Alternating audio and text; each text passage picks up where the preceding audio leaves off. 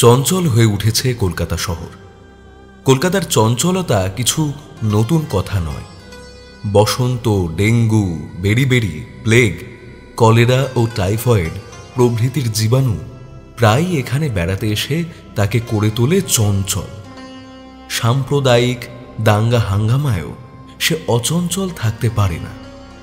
আজকাল উড়োজাহাজি বোমার ভয়েও সে চঞ্চল হয়ে ওঠে ক্ষণে ক্ষণে। কিন্তু আমি ওরকম চঞ্চলতার কথা বলছি না। মাসখানেক আগে শ্যামলপুরের বিখ্যাত জমিদার কমলাকান্ত রায়চৌধুরী কলকাতায় এসেছিলেন বড়দিনের উৎসব দেখবার জন্য। তাঁর একমাত্র পুত্রের নাম বিমলাকান্ত, বয়স 10 বৎসর। একদিন সকালে সে বাড়ি সংলগ্ন বাগানে খেলা করছিল। তারপর অদৃশ্য হয়েছে হঠাৎ। লোহার ব্যবসায় বাবু পতিতপাবন নন্দী ক্রোড়পতি হয়েছেন বলে বিখ্যাত। তার টাকা অসংখ্য বটে, কিন্তু সন্তান সংখ্যা মাত্র 2টি, একটি ছেলে একটি মেয়ে।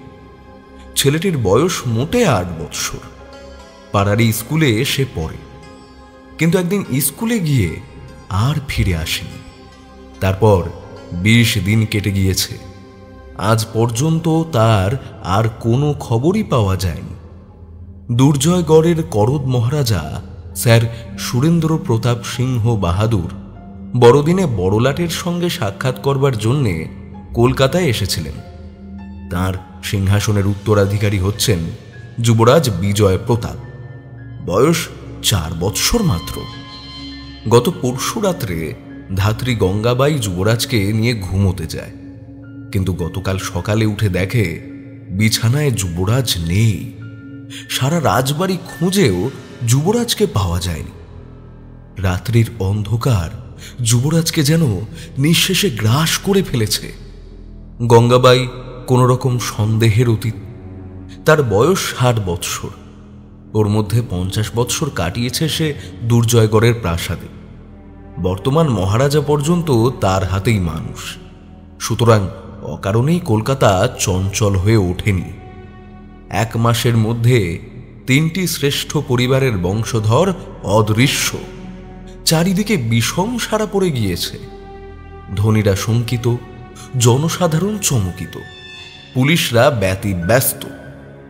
খবরের কাগজরা জো পেয়ে পুলিশের বিরুদ্ধে মহা আন্দোলন শুরু করে দিয়েছে। এমনকি গুজব শোনা যাচ্ছে যে দুর্জয়গড়ের যুবরাজের অন্তর্ধানের পর গভর্নমেন্টেরও টনক নড়েছে। সরকারের তরফ থেকে পুলিশের ওপরে এসেছে নাকি জোর হুমকি। কিন্তু পুলিশ নতুন কোনো তথ্যই আবিষ্কার করতে পারেনি। সম্ভ্রান্ত ও ধনী পরিবারের 3টি বংশধর 1 মাসের ভিতরে নিরুদ্দেশ হয়েছে, ব্যাস। এইখানে সমস্ত খোঁজাখুঁজির শেষ। তারা কেন অদৃশ্য হয়েছে, কেমন করে অদৃশ্য হয়েছে এবং অদৃশ্য হয়ে আছেই বা কোথায়, এ সমস্তই রহস্যের ঘোর মায়াজালে ঢাকা। কলকাতায় মাঝে মাঝে ছেলে ধরার উৎপাত হয় শুনি, কিন্তু ছেলে ধরারা ধনী গরিব বাছে বলে শুনিনি। তারা ছেলে ধরত নির্বিচারে এবং গরিবেরই ছেলে চুরি করবার সুযোগ পেত বেশি। এও শোনা কথা যে সন্ন্যাসীরা নিজেদের চেলার সংখ্যা বাড়াবার ও বেদেরা নিজেদের দল বৃদ্ধি করবার জন্যেই ওভাবে ছেলে চুরি করে। আবার অধিকাংশ ক্ষেত্রেই ছেলে ধরার গুজব যে বাজে হুজুগ বলে প্রমাণিত হয়েছে, এ সত্য কারুর জানতে বাকি নেই। কিন্তু এবারের ঘটনাগুলো নতুন রকম। প্রথমত, চুরি যাচ্ছে কেবল ধনীদেরই সন্তান। দ্বিতীয়ত, 3টি ছেলেই আপন আপন পিতার সম্পত্তির একমাত্র উত্তরাধিকারী। তৃতীয়ত, কেউ যে এদের ধরে নিয়ে গিয়েছে এমন কোনো প্রমাণও নেই। হেমন্ত নিজের চিরদিনের অভ্যাস মতো ইজি চেয়ারে অর্ধ শওয়ান অবস্থায় 2 চোখ মুদে আমার কথা ও যুক্তি শুনে যাচ্ছিল নীরবে। হঠাৎ ঘরের কোণে ফোন যন্ত্র বেজে উঠল। হেমন্ত যেন ইচ্ছার বিরুদ্ধেই চেয়ার ত্যাগ করে ঘরের কোণে গিয়ে রিসিভার তুলে নিয়ে বলল, হ্যালো, কে? ও হ্যাঁ, আমি অধম হেমন্তই। প্রণত হই অ্যাসিস্ট্যান্ট কমিশনার সাহেব। আপনার পদোন্নতির জন্য কনগ্র্যাচুলেশনস। তারপর ব্যাপার কি, হঠাৎ ফোনের সাহায্য নিয়েছেন কেন? নতুন কোনো মামলা হাতে নেবার ইচ্ছে আমার আছে কি না? দেখুন, মানুষের ইচ্ছা অনন্ত, কিন্তু সাধ্য সীমাবদ্ধ। মামলাটা কি আগে শুনি। দুর্জয়গড়ের হারা যুবরাজের মামলা? না মশাই, স্বাধীনভাবে অত বড় মামলা হাতে নিতে আমার ভয় হচ্ছে। আপনাদের আড়ালে থেকে কাজ করি সে হচ্ছে আলাদা কথা, কারণ সেটা দাবা বোর্ডের উপর চাল বলে দেওয়ার মতন সোজা। আপনারা থাকতে আমি কেন? কি বললেন? খোদ মহারাজের ইচ্ছে মামলাটা আমি গ্রহণ করি? বলেন কি, আমি এত বড় বিখ্যাত লোক হয়ে উঠেছি? আমার কোনো আপত্তি শুনবেন না? দুর্জয়গড়ের প্রাইভেট সেক্রেটারির সঙ্গে 10 মিনিটের মধ্যে এখানে এসে আমাকে আক্রমণ করবেন?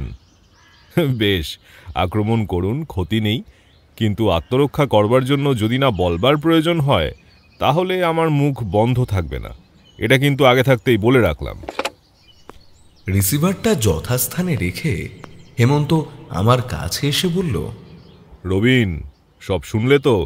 হ্যাঁ, পুলিশের সতীশবাবু তাহলে তোমার ঘাড়েই মামলাটা চাপাতে চান। এই মামলাটা ঘাড়ে নেওয়া কি আমার পক্ষে উচিত হবে? কেন হবে না? স্বাধীনভাবে কখনো কাজ বা এরকম মামলা নিয়ে কখনো নাড়াচাড়া করিনি।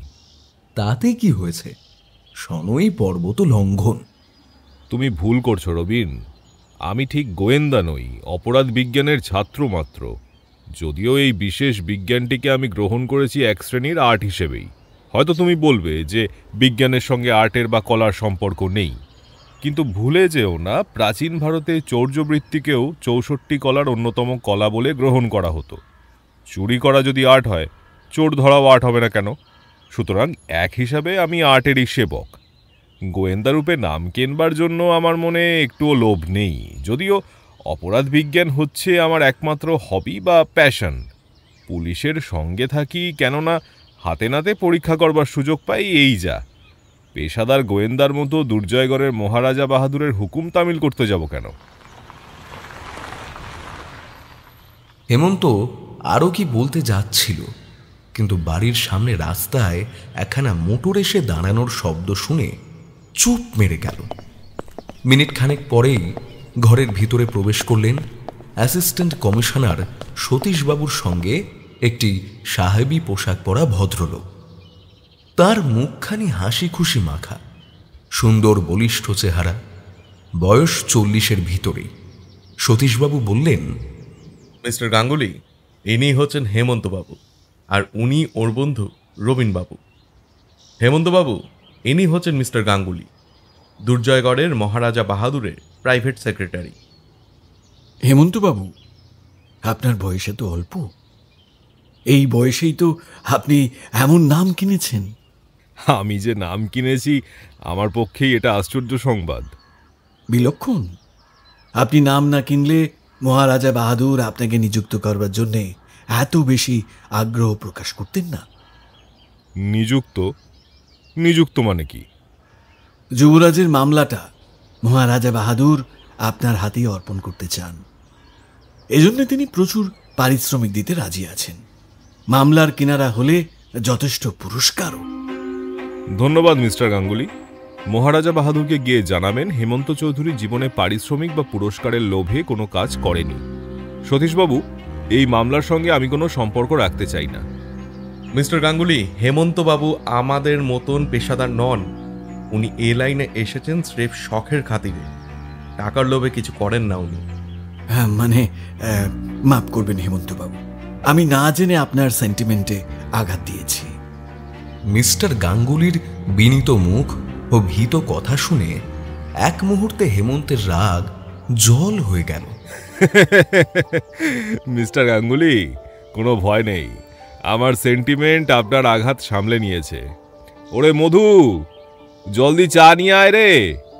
মিস্টার গাঙ্গুলিকে বুঝিয়ে দে তিনি কোনো অসভ্য গোয়ার গোবিন্দের পাল্লায় এসে পড়েননি। অনতি বিলম্বেই মধু এসে টেবিলের উপরে চায়ের সরঞ্জাম ও খাবারের থালা সাজিয়ে দিয়ে গেল। মিস্টার গাঙ্গুলি, খবরের কাগজে যুবরাজের অন্তর্ধান হওয়ার যে বিবরণ বেরিয়েছে, তার উপরে আমরা নির্ভর করতে পারি কি? অনায়াসে অনায়াসে। এমনকি কাগজওয়ালারাও আমাদের নতুন কিছু বলবার ফাঁক রাখেনি। ফাঁক নিশ্চয়ই আছে, কারণ কাগজওয়ালাদের কথা মানলে বিশ্বাস করতে হয় যে যুবরাজের রক্তমাংসের দেহ সকলের অগোচরে হঠাৎ হাওয়া হয়ে শূন্যে মিলিয়ে গিয়েছে। না, অতটা বিশ্বাস করার দরকার নেই, কারণ ঘটনাস্থলে আমি নিজে গিয়েছি। মহারাজা বাহাদুর গড়িয়াহাটা রোডের একখানা খুব মস্ত বাগানবাড়ি ভাড়া নিয়েছেন। যুবরাজের ঘর বাড়ির শেষ প্রান্তে, দোতলায়। বাড়ির চারদিকে 8 ফুট উঁচু পাঁচিল, একেই ব্ল্যাকআউটের অন্ধকার, তাই কুয়াশা ভরা শীতের রাত। তার উপরে বাগানটাও পুরনো গাছপালায় ঝুপসি।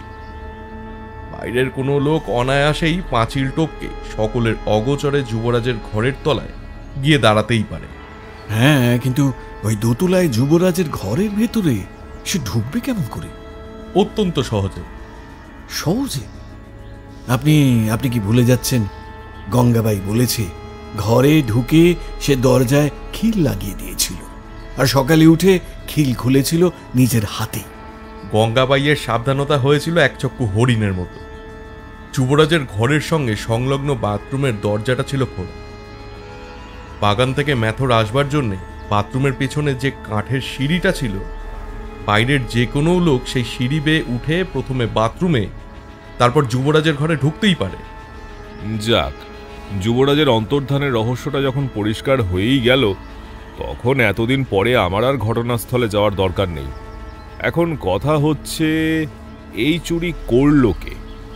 অন্য সময় হলে আমি রাজবাড়ির লোককেই সন্দেহ করতাম, কিন্তু আপাতত সেটা করতে পারছি না। কেন? এই মাসেই এর আগে কলকাতায় একই রকমের আরও 2টো ঘটনা ঘটে গেছে। ও 2টো ঘটনা যখন ঘটে, দুর্জয়গড়ের মহারাজা বাহাদুর তখন কলকাতায় পদার্পণও করেননি। সুতরাং বেশ বোঝা যাচ্ছে শহরে এমন একদল দুষ্টের আবির্ভাব হয়েছে, ছেলে চুরি করাই হচ্ছে যাদের প্রধান উদ্দেশ্য। আমার মতে এই 3টে ঘটনাই এই একই দলের কীর্তি।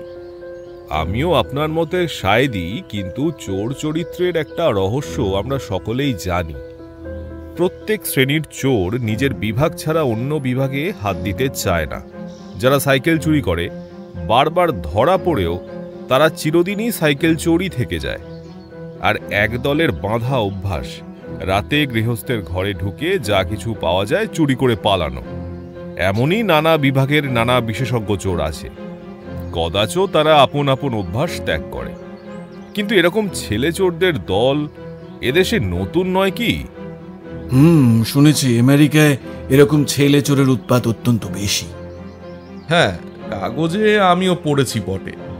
সতীশবাবু, আপনি কল্পনা করতে পারবেন না আমেরিকার ধনকুবেররা এইসব ছেলে চোরের ভয়ে কতটা তটস্থ হয়ে থাকে। তাদের ছেলেদের সঙ্গে সঙ্গে ফেরে মাইনে করা প্রাইভেট ডিটেকটিভরা। তবু প্রায় নিত্যই শোনা যায় এক এক ধনকুবেরের ছেলে চুরি যাচ্ছে, আর চোরেদের কাছ থেকে চিঠি আসছে, হয় এত টাকা দাও, নয় তোমার ছেলেকে মেরে ফেলবো। কিন্তু আমাদের এই চোরের দলের উদ্দেশ্য তো কিছুই বোঝা যাচ্ছে না। 3টি ধনীর বংশধর চুরি গেল, কিন্তু কোনো ক্ষেত্রেই নিষ্ক্রয়ের টাকা আদায় করবার জন্য চিঠি আসেনি। কিন্তু এখনো আসেনি বটে, কিন্তু শীঘ্রই আসবে বোধহয়। হঠাৎ এ কথা কেন বলছেন? আমার যা বিশ্বাস, শুনুন বলি। এই ছেলে চুরিগুলো যে একজনের কাজ নয় সেটা বেশ বোঝা যাচ্ছে, কারণ লক্ষ্য করলেই আন্দাজ করা যায় প্রত্যেক ক্ষেত্রে গৃহস্থদের অভ্যাস প্রভৃতির দিকে ভালো করে নজর রেখেই কাজ করা হয়েছে। এজন্য দীর্ঘকাল আর একাধিক লোকের দরকার। কিন্তু মূলে আছে যে একজনেরই মস্তিষ্ক, তাতেও আর সন্দেহ নেই। সে নিশ্চয়ই এদেশে নতুন কিংবা অপরাধের ক্ষেত্রে নেমেছে এই প্রথম, কারণ এ শ্রেণীর অপরাধ কলকাতার আগে ছিল না। সেই লোকটি একদল লোক সংগ্রহ করে বেছে বেছে ছেলে চুরি আরম্ভ করেছে। তার বাছাইয়ের মধ্যেও তীক্ষ্ণ দৃষ্টির পরিচয় আছে। গরিবের ছেলে নয়, সাধারণ ধনীর ছেলেও নয়। যারা অদৃশ্য হয়েছে তারা প্রত্যেকেই পিতার একমাত্র পুত্র। এই নির্বাচন ব্যাপারেও একমাত্র মস্তিষ্কের সন্ধান পাওয়া যায়।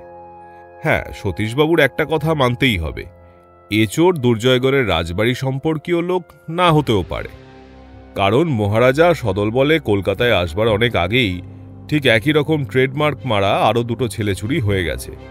সতীশবাবু বলছেন চোরের উদ্দেশ্য বোঝা যাচ্ছে না, কিন্তু আমার মতে চেষ্টা করলেই সেটা বোঝা যায়। এই ছেলেচোরদের দলপতি বড়ই চতুর ব্যক্তি। অপরাধ ক্ষেত্রে সে নতুন পথ অবলম্বন করেছে বলেই সন্দেহ হচ্ছে। হয়তো সে রীতিমতো শিক্ষিত ব্যক্তি। এখনও সে যে নিজের উদ্দেশ্য জাহির করেনি তার একমাত্র কারণ হচ্ছে পুলিশকে সে গোলক ধাঁধায় ফেলে রাখতে চায়। চোর যে নিষ্ক্রয়ের টাকা আদায়ের লোভেই চুরি করেছে এ সত্য গোড়াতেই প্রকাশ করতে সে রাজি নয়, কারণ এই সূক্ষ্মবুদ্ধি শিক্ষিত চোর জানে প্রথমেই পুলিশ আর জনসাধারণ ছেলে চুরির উদ্দেশ্য ধরে ফেললে কেবল তার স্বার্থসিদ্ধির পথই সংকীর্ণ হয়ে আসবে না, তার ধরা পড়বার সম্ভাবনাও থাকবে যথেষ্ট। তাই সে পুলিশ আর জনসাধারণের অন্ধতা দূর করতে চায়নি। কিন্তু আপনারা নিশ্চয়ই জানবেন আজ হোক কাল হোক চোরের উদ্দেশ্য আর বেশি দিন গোপন হয়ে থাকবে না। সতীশবাবু, আজ এই পর্যন্ত। আমাকে আরও কিছু ভাববার সময় দিন। কাল সকালে একবার বেড়াতে বেড়াতে এদিকে আসতে পারবেন? আপনার সঙ্গে আমার গোপন পরামর্শ আছে।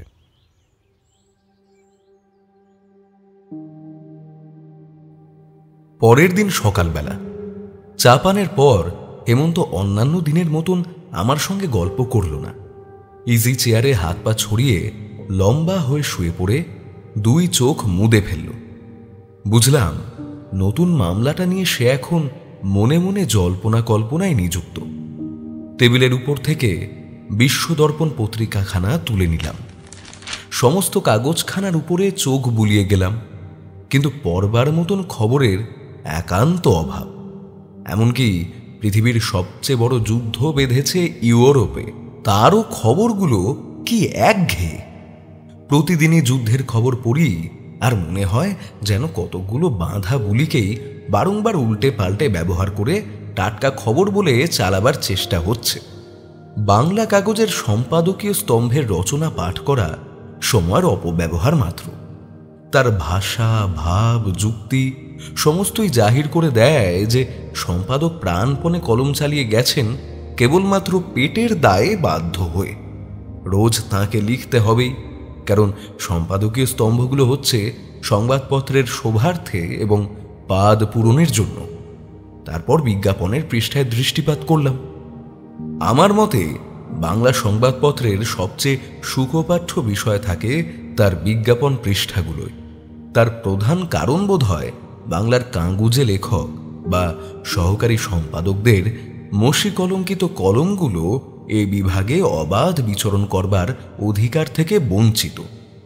ছত্রে ছত্রে কি বৈচিত্র্য! মানুষের মনোবৃত্তির কত রকম পরিচয়। কেউ বলছেন 4 আনায় 1 সোনা বিক্রি করবেন, কেউ বা আবার এমন উদার যে ট্যাকের কড়ি ফেলে কাগজে বিজ্ঞাপন দিয়ে বিনামূল্যে বিতরণ করবেন যে কোনো দুরারোগ্য রোগের মহৌষধ। কেউ প্রচার করছেন তিনি বুড়োকে ছোঁড়া করবার উপায় আবিষ্কার করে ফেলেছেন। কোথাও বৃদ্ধ পিতা পলাতক পুত্রকে অন্বেষণ করছেন, কোথাও প্রাচীন বর তৃতীয় পক্ষের বউ পাওয়ার জন্য বলছেন তিনি বর পণ চান না। এসব পড়তে পড়তে চোখের সামনে কত রঙের কত মজার ছবি জেগে ওঠে। মনে হয় দুনিয়া কি অপূর্ব। হঠাৎ একটা বিজ্ঞাপনের দিকে দৃষ্টি আকৃষ্ট হলো। সেটি এই রাজকুমার তুমি মোহনবাবুকে দ্বীপবাড়িতে লইয়া উপস্থিত হইও, তাহার সঙ্গে পরে উৎসবের কর্তব্য। বাবুরা পত্রে সমস্ত জানাইবেন। ভাষাটা লাগলো কেমন কটমটো, আড়ষ্ট। দেশে ডাকঘর ও সুলভ ডাক টিকিট থাকতে কেউ এমন বিজ্ঞাপন দিয়ে অর্থ আর সময় নষ্ট করতে চায় কেন? সাধারণ পত্র তো এই খবরের কাগজের আগেই যথাস্থানে গিয়ে পৌঁছতে পারত। বিজ্ঞাপন দাতাদের নির্বুদ্ধিতা দেখে নিজের মনেই বললাম, আশ্চর্য। হেমন্ত চোখ খুলে জিজ্ঞেস করল, কি আশ্চর্য রবিন? আবার নতুন ছেলে চুরি গেল নাকি? না, কে একটা লোক কাগজে বিজ্ঞাপন দিয়ে নিজের নির্বুদ্ধিতা জাহির করেছে। দেখি বলে হেমন্ত হাত বাড়ালে কাগজখানা আমি তার দিকে এগিয়ে দিলাম। হেমন্ত বিজ্ঞাপনটার দিকে তাকিয়ে প্রায় 5-7 মিনিট কাল স্থির ও নীরব হয়ে বসে রইল। বললাম, কি হে, তোমার ভাব দেখলে মনে হয় তুমি যেন কোনো মহাকাব্যের রস আস্বাদন করছো।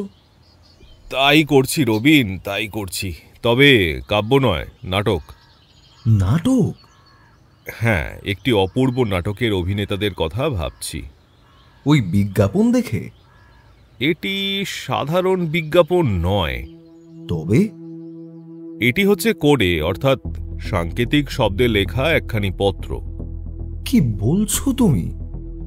পৃথিবীতে কত রকম পদ্ধতিতে সাংকেতিক লিপি রচনা করা যেতে পারে সে সম্বন্ধে খানকয় বই আমার লাইব্রেরিতে আছে। এই সাংকেতিক লিপিতে খুব সহজ একটি পদ্ধতি অবলম্বন করা হয়েছে। আমাকে বুঝিয়ে দাও। এই সাংকেতিক লিপিতে প্রত্যেক শব্দের পরের শব্দকে ত্যাগ করলেই আসল অর্থ প্রকাশ পাবে। এর বিরাম চিহ্নগুলো অর্থাৎ কমা, দাড়ি প্রভৃতি ধর্তব্য নয়, ওগুলো ব্যবহার করা হয়েছে কেবল বাইরের চোখকে ঠকাবার জন্য। এখন পড়ে দেখো, বুঝতে পারো কিনা। কাগজখানা নিয়ে পড়লাম। রাজকুমার মোহনদীপ বাড়িতে উপস্থিত, তাহার পরে কর্তব্য পত্রে জানাইবেন। এমন তো কথাগুলোর মানে বোঝা যাচ্ছে বটে, কিন্তু এই কথাগুলো বলবার জন্যে সাংকেতিক শব্দের প্রয়োজন হলো কেন? এখনই ঠিক স্পষ্ট করে বুঝতে পারছি না, তবে খানিকটা আন্দাজ করলে ক্ষতি নেই। রাজকুমার অর্থে না হয় ধরলাম রাজার কুমার, কিন্তু মোহনদীপ বাড়ি বলতে কি বোঝাতে পারে? ওটা কি কোনো স্থান বা গ্রামের নাম? তা ধাঁ করে আমার মাথায় একটা সন্দেহ খেলে গেল। তাড়াতাড়ি বাধা দিয়ে আমি বলে উঠলাম, হেমন্ত, তুমি কি বলতে চাও দুর্জয়গড়ের যুবরাজের অন্তর্ধানের সঙ্গে এই সাংকেতিক পত্রের কোনো সম্পর্ক আছে? এখনো অতটা নিশ্চিত হতে পারেনি, তবে যুবরাজ অদৃশ্য হয়েছেন আজ 3 দিন আগে। এর মধ্যেই সাংকেতিক লিপিতে রাজকুমার শব্দটি দেখে মনে খানিকটা খটকা লাগছে বইকি। চিঠিখানা পড়লে মনে হয় কেউ যেন কারুকে গোপনে জানাতে চাইছে রাজপুত্রকে আমরা মোহনদীপ বাড়িতে এনে হাজির করেছি। এরপর আমরা কি করব আপনি পত্রের দ্বারা জানাবেন। রবিন, আমার এ অনুমান অসঙ্গত কিনা তা জানবার কোনো উপায়ই নেই। কিন্তু ডাকঘর থাকতে এভাবে চিঠি লেখা কেন? ওরা বোধহয় ডাকঘরকে নিরাপদ মনে করে না, হয়তো ভাবে ডাকঘরের কর্তৃপক্ষের সঙ্গে পুলিশের যোগাযোগ থাকা অসম্ভব নয়। যাকে চিঠি লেখা হচ্ছে তার সঙ্গে পত্র প্রেরক নিজে মুখোমুখি দেখা করেও তো সব বলতে পারে। তাও হয়তো নিরাপদ নয়। ধরো দলপতিকেই সব জানানো দরকার, কিন্তু দলপতি থাকতে চায় দল থেকে বিচ্ছিন্ন হয়ে সকলের চোখের আড়ালে। যে শ্রেণীর সন্দেহজনক লোক তার পরামর্শে যুবরাজকে চুরি করেছে, ও শ্রেণীর সঙ্গে প্রকাশ্যে সম্পর্ক রেখে সে পুলিশের দৃষ্টি নিজের দিকে আকৃষ্ট করতে চায় না। রবিন, আমাদের অনুমান যদি ভুল না হয় তাহলে বলতে হবে যে বাংলাদেশের এই আধুনিক ছেলেধরা বিলেতি ক্রিমিনালদের অনুসরণ করতে চায়। বিলাতি অপরাধীরাও এইভাবে সাংকেতিক লিপি লিখে কাগজের সাহায্যে পরস্পরের সঙ্গে কথা চালাচালি করে। কিন্তু কিন্তু মোহনদীপ বাড়ি কোথায়? ও নাম এর আগে আমি কখনো শুনিনি। দ্বীপ, দ্বীপ, এই দ্বীপ শব্দটার সঙ্গে যেন জলের সম্পর্ক আছে। দ্বীপ বাড়ি মানে কি? দ্বীপের মধ্যে কোনো বাড়ি? তাহলে কথাটা কি এই দাঁড়াবে, অগ্রদ্বীপ বা কাকদ্বীপের মতন মোহন নামের দ্বীপের মধ্যেকার কোনো বাড়িতে আছেন এক রাজকুমার? কি বলো হে? হয়তো তাই। ধ্যাৎ, তোমার সঙ্গে পরামর্শ করাও বিড়ম্বনা। তুমি নিজে কিছু মাথা ঘামাবে না, খালি করবে আমার প্রতিধ্বনি। তার বেশি সামর্থ্য আমার তো নেই ভাই। হেমন্ত চিন্তিত মুখে কিছুক্ষণ মৌন হয়ে রইল। তারপর হঠাৎ সমুজ্জ্বল মুখে বলে উঠল, ঠিক ঠিক, পত্র প্রেরক কারোর কাছে জানতে চেয়েছে, অতঃপর তার কি করা কর্তব্য, কেমন? হ্যাঁ। তাহলে ওই খবরের কাগজের স্তম্ভেই এর উত্তরটাও তো প্রকাশিত হতে পারে। সম্ভব। রবিন, তুমি জানো আমাদের বিশেষ বন্ধু চিন্তাহরণ চক্রবর্তী হচ্ছে বিশ্বদর্পণের সম্পাদক? তা আবার জানি না। প্রত্যেক বছরই বিশ্বদর্পণের বিশেষ বিশেষ সংখ্যার জন্যে আমাকে কবিতার গল্প লিখতে হয়। তবে চিন্তাহরণই এবারে তার নামের সার্থকতা প্রমাণিত করবে। মানে? আমাদের চিন্তা হরণ করবে, অর্থাৎ এই সাংকেতিক লিপির উত্তর বিশ্বদর্পণে এলেই সেখানে আমাদের হস্তগত হবে। কিন্তু তাহলে কি চিন্তাহরণের সম্পাদকীয় কর্তব্য পালনে ত্রুটি হবে না? আরে রেখে দাও তোমারও সব ঘেদো কথা। এমন বিপজ্জনক অপরাধীর গ্রেপ্তারে সাহায্য করলে তার পুণ্য হবে, হে পুণ্য হবে। চললাম আমি চিন্তাহরণের কাছে।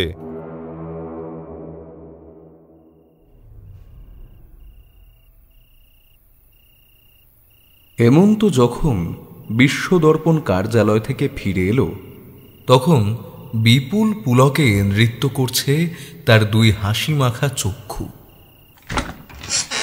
হেমন্ত ধপাস করে তার ইজি চেয়ারের উপর বসে পড়তে তাকে জিজ্ঞেস করলাম, ইহে ভারী খুশি যে? চেয়েছিলাম মেঘ, পেয়ে গেলাম জল। অর্থাৎ? শোনো, ভেবেছিলাম চিন্তাহরণকে আজ খালি ব্যাপারটা বুঝিয়ে দিয়ে বলে আসবো যে এ ধরনের কোনো সাংকেতিক পত্র এলেই সে যেন তার কথাগুলো লিখে নিয়ে মূল চিঠিখানা আমাকে দেয়, কারণ এত তাড়াতাড়ি উত্তর আসবার কল্পনা করিনি। কিন্তু যাওয়ার মিনিট 5 আগেই একজন দারবান এসে সাংকেতিক লিপির উত্তর আর বিজ্ঞাপনের টাকা দিয়ে গেছে। যদি আর একটু আগে যেতে পারতাম। তাহলে কি হতো? আমিও যেতে পারতাম দারবানের পিছনে পিছনে। তার ঠিকানা পেলে তো আর ভাবনাই ছিল না, তবে যেটুকু পেয়েছি তাই যথেষ্ট। উত্তরটা দেখবার জন্যে আমি সাগ্রহে হাত বাড়িয়ে দিলাম। হেমন্ত আমার হাতে দিল একখানা খুব পুরু, খুব বড় আর খুব দামি খাম। তার ভিতরে ছিল এই চিঠি, রাজকুমার, নবদ্বীপেই জবানবন্দি দেওয়া হোক। জানিও তোমার এই কলিকাতায় ছাপাখানার কাজ বন্ধ নাই। পড়লে?